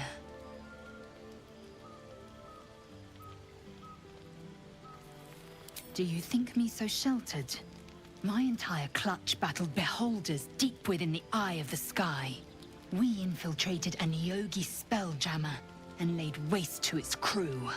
The tears span Toral's sky, Vinisk. There is more to this realm than this grassy pebble.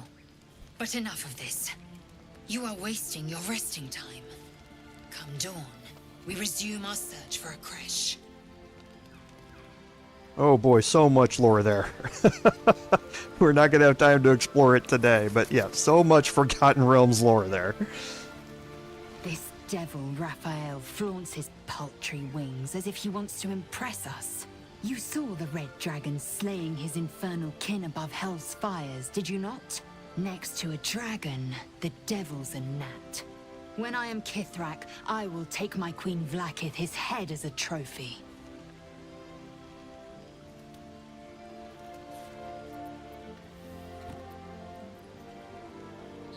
Githyanki Knights, the riders that chase the Nautiloid. They are the commissars and enforcers of my Queen Vlaakith's will. Vlaakith bestows no greater honor.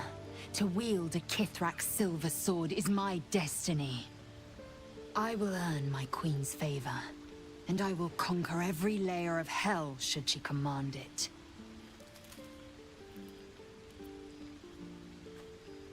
The Geich are my kind's mortal enemy. It is not unusual for the Kithrak to give chase, to penetrate the hells. This is unusual. But I'm not one to question the wisdom of my queen. I can see but to the horizon. Vlaakith's sight pierces the many planes. Okay, so we'll just check and see if she has anything else left. Be wary of false promises. The missing druid, Halsin, was it? He may be talented, but only a Githyanki Zathis can cleanse an embedded tadpole.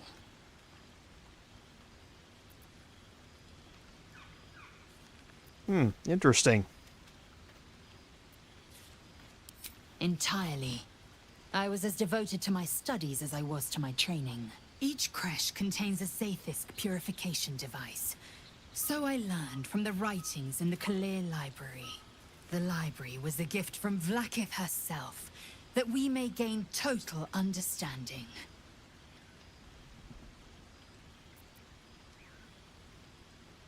Countless scholars roam the astral sea and beyond, observing the ways of our lessers, exploring planes so distant order turns to chaos and cold fires rage.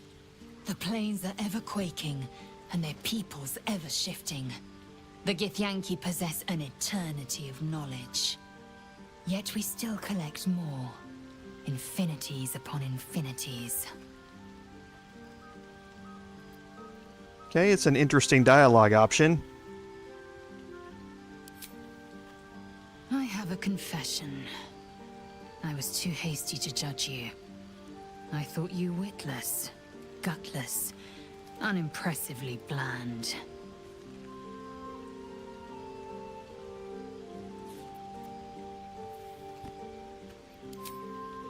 I don't pay compliments.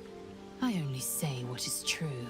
You've proven me wrong at every turn. You are efficient, dominant, courageous. I swear, you would tear the horns off one dragon for plunging into another. You've gained my respect, and more still, my yearning. When I come near, your odor alone is enough to make my neck sweat and my hairs stand on end. Okay, well, you're getting your first exposure to the romance system in Baldur's Gate 3. There wasn't a whole lot of opportunity to explore that in the early access, but it looks like it's starting much earlier in the full version than it did in early access. If you must know, Vlaakith requires everything of her children. I can't count how many bruises I've inflicted. Can't measure how much blood I've drawn in the undying Queen's name. I know only blood red and death black. My mind is silver, and my body steel. I am what I must be. Say what I must be. to survive every beast I face and every wound I bear. Enough talk. I will be plain. I want to taste you. Perhaps tonight, perhaps later. But I want it all the same. Do you? Interesting. So I'm not going to pursue a romance with Lae'zel on this playthrough, but it's a fascinating aspect of the full version that we're getting to deal with this so early on in the playthrough. Your loss, I fear. One day soon, you will wonder how my lips might have tasted, how my fingers on your skin might have felt, and you will wish you could return to this lost moment. Dracula, the stream tomorrow for the Paladin starts 2 hours later than the one today did. So it's going to start at 2 p.m. Central Daylight Time, which is GMT -6, I believe.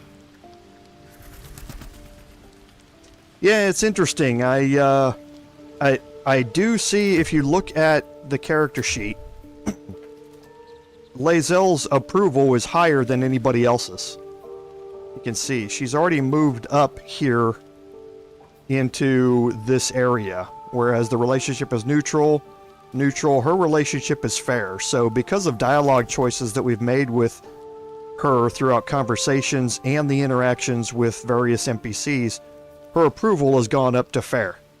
So that's why, that's probably why we're triggering it. I just honestly didn't expect it to be before the party, the Druid party or the party after the refugees, that I would have gotten approval to this point. But, and now Will? A tingle runs through your head and down to your feet. Ah, there it is. That shiver.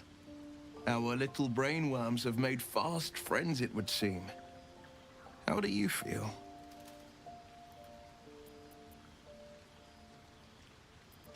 Courage in danger's shadow. I love to see it. But shouldn't the shadow have crept closer? Gone darker by now? Before the Illithid's unscheduled surgery, I'd felled hundreds of beasts and a fair few fiends. The tadpoles weakened me, suppressed greater talents, but beyond that, I've showed no signs of turning. No nausea, no pain, not even a hot flash. Indeed. Perhaps the worm's vat was poisoned. Perhaps we're uncommonly fit. Or perhaps the tadpoles are merely on holiday. We could conjecture all night. I suppose the why doesn't matter so much as the what next. And that answer is plain as the horns on a war devil's head. We get these things out. Let's get some rest. Dawn comes sooner than we think. Okay, so we'll continue and see if he has any more. The Devil with the Silver Tongue. An old fairy tale my father read to me. The kind with a hero, a villain, and a moral. A farmer made a deal with the devil, so the story goes. In exchange for the farmer's dearest fruit, the devil granted him a bottomless coin purse. The farmer's dearest fruit, naturally, was no apple nor peach, but his beloved daughter. We can learn a lot from fairy tales, don't you think?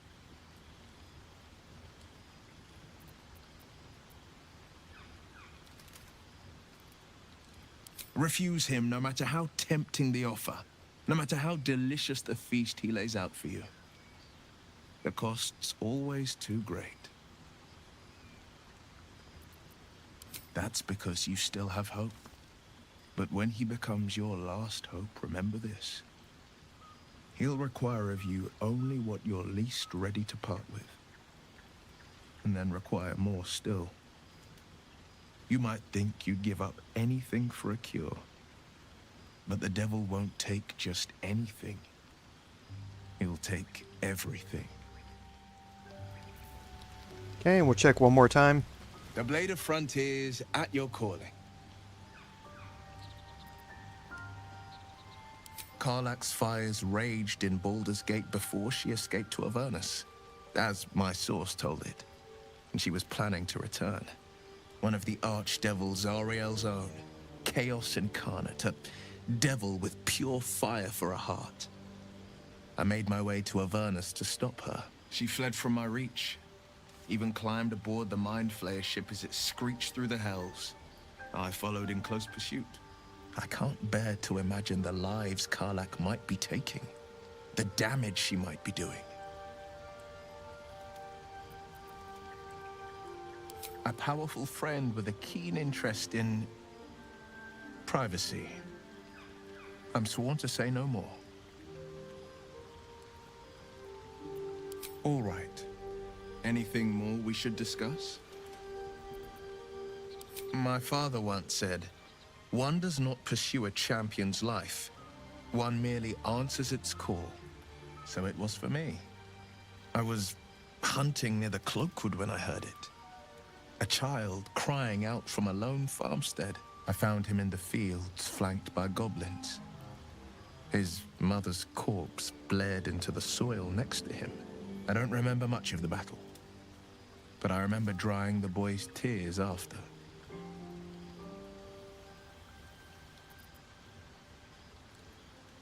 Proud? No. Angry. Angry at the monsters preying on innocents. Angry at the so-called good gods for tolerating the cruelty of the evil. Angry at myself that it took so long for me to see the coast suffering. The frontiers demanded a blade, and so I heeded.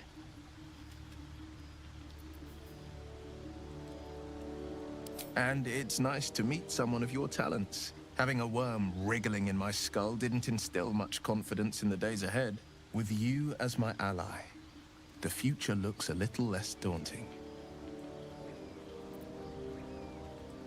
A most vicious one, in fact. It's made from pure bloodstone, carved from the Galena Mountains just north of the Moonsea. A reminder that sometimes blood must be shed and sacrifices must be made. But that story is reserved for lifetime friends and calmer days. By all means. Anything more we should discuss? Okay, and yes, as many of you have noticed, there's a different voice actor. Laren announced that during their panel from Hell, that they were changing, that Will was getting a complete rewrite. A lot of that based upon the introduction of Karlach as an origin character into the game and how the interactions were going to go because of that. So the original character would have to be brought back, the original voice actor, which, well, I think it was Lanre Malalu, the original voice actor, would have to be completely brought back to go through and re-record everything that would have to be, you know, everything that had been done. So instead they brought in Theo Solomon to do it. And did a complete rewrite on Will's character his character line, and everything like that in light of all the new stuff that they've added into the full version. So it's pretty impressive. So last is Gale, and then we should be able to finish up the live stream here. Do you feel as flattered as I do? Fighter to dine with a devil.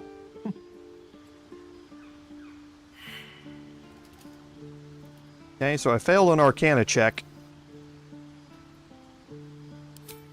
Yes, they offer you an apple, but they're the worm that lurks within.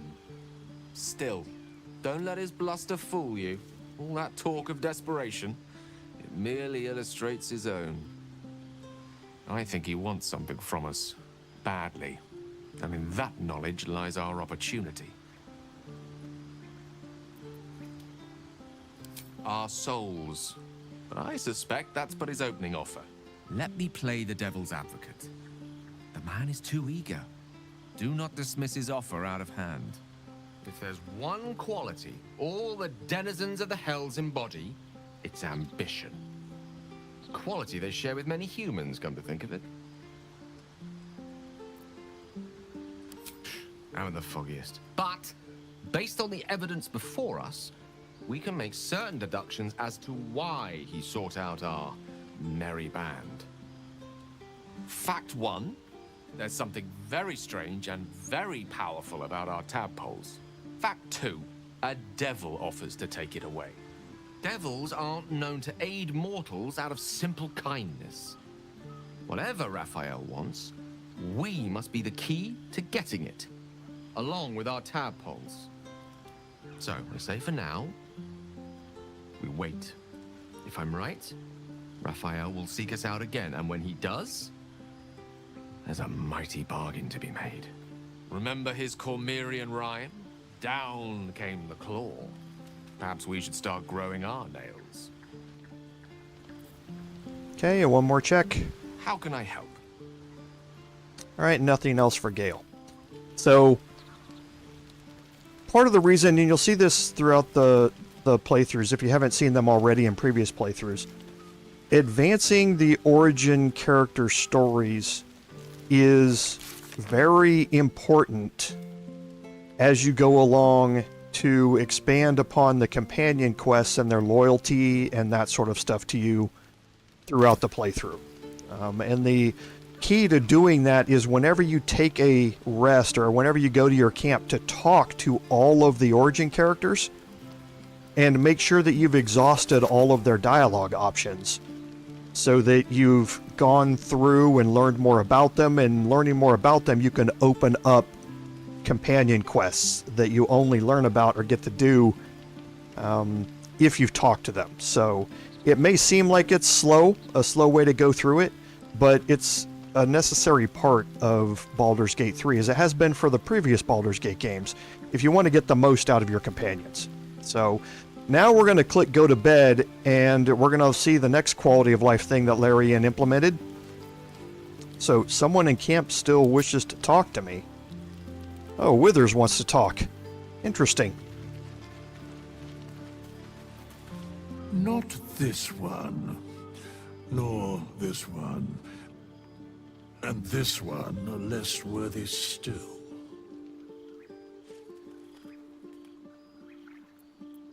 Righting the balance.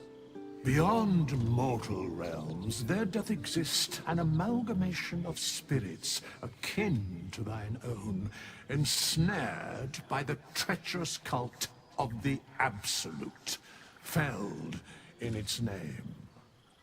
They bear great discontentment with their destiny. For a mere pittance of coin, I might summon the worthiest among them to lend aid to thy undertaking. I was wondering how this was going to work. Okay, so it's a good thing that that they reminded us that Withers needed to talk to us here. Most willingly, forsooth. Their passions doth run deep for what hath been wrought upon them.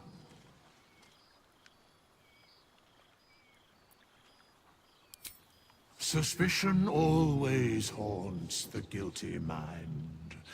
My services are all that I can proffer thee. What thou wilt do with them is for thee to undertake.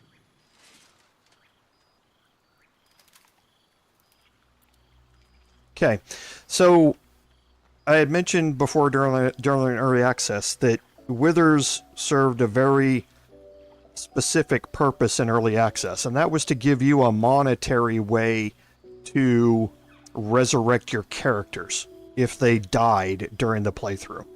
Withers' role has much expanded in the full version. The first is that you can now talk to Withers and respec your character here. So you can modify or reset your class and those sort of things by offering up gold to Withers to do so.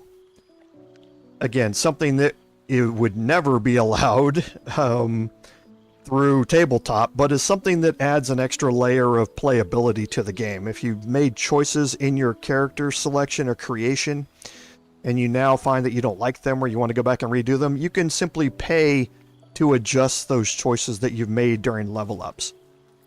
The other thing is they allow that Withers now also gives you an opportunity to recruit hirelings.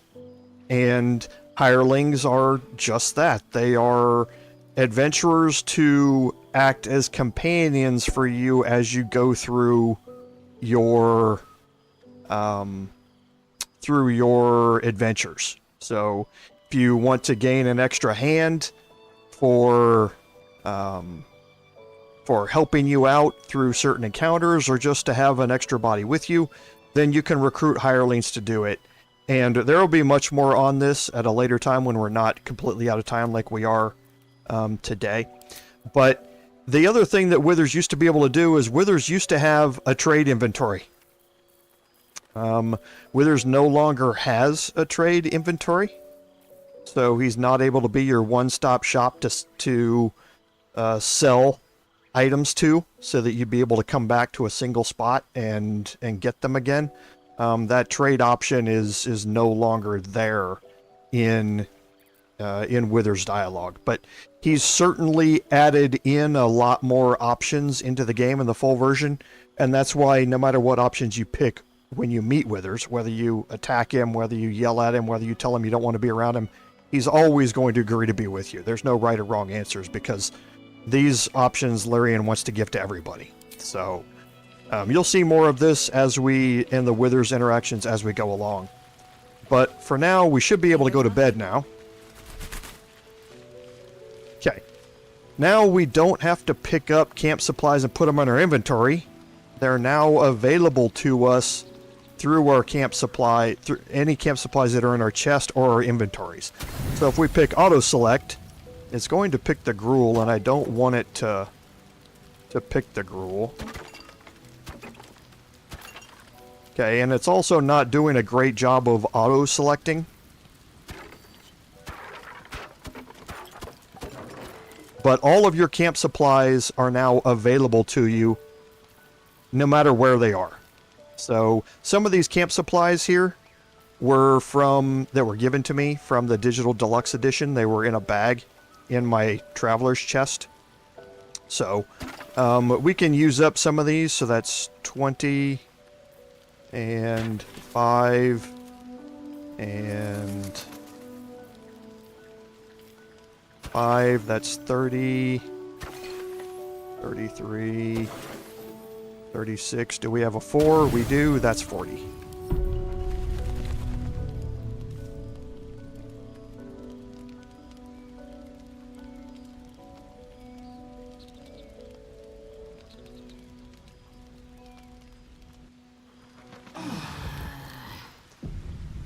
This is the other difference about your camp, is that once you wake up in the morning, you are not necessarily out of your camp. You can continue to talk to everybody and do other things inside your camp in preparation for your day. And then you can click your bedroll to leave camp, or you can fast travel now out of your camp. You're in the long rest selection that you picked. You can't fast travel out of it during the evening, but during the day, now you can fast travel out of it to go back to wherever you want to go in particular, or you can click leave your camp and it will put you right back where you were when you entered the camp sequence. So that's going to give us a great spot to save. We kind of scratched the surface a little bit about the changes from the early access to the full version. You're going to see much more of that as we continue on through the playthrough. You're going to see how we advance next week into a new part of our exploration, and that is we are going to head out to the Sunlit Wetlands.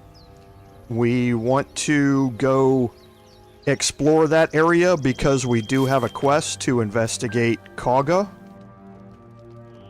here, and that's where we're going to go first. So we are not going to go to the Blighted Village. We're going to bypass the Blighted Village, and we're going to head toward the swamp so that we can complete this investigation and come back and confront Kagha before we go deal with everything at the goblin camp and all that sort of stuff. So as always, if you have any questions about anything that you saw or need clarifications or help about anything about the mechanics of what you saw today, please feel free to leave a comment. I'm still a small enough streamer where I'm able to read and respond to the comments that come in, and I'm more than happy to help out from a tutorial base. So as always, I'd like to thank everyone for joining me today. Without your support, none of this would be possible. This is Commander Jorval saying, until next time, fare thee well.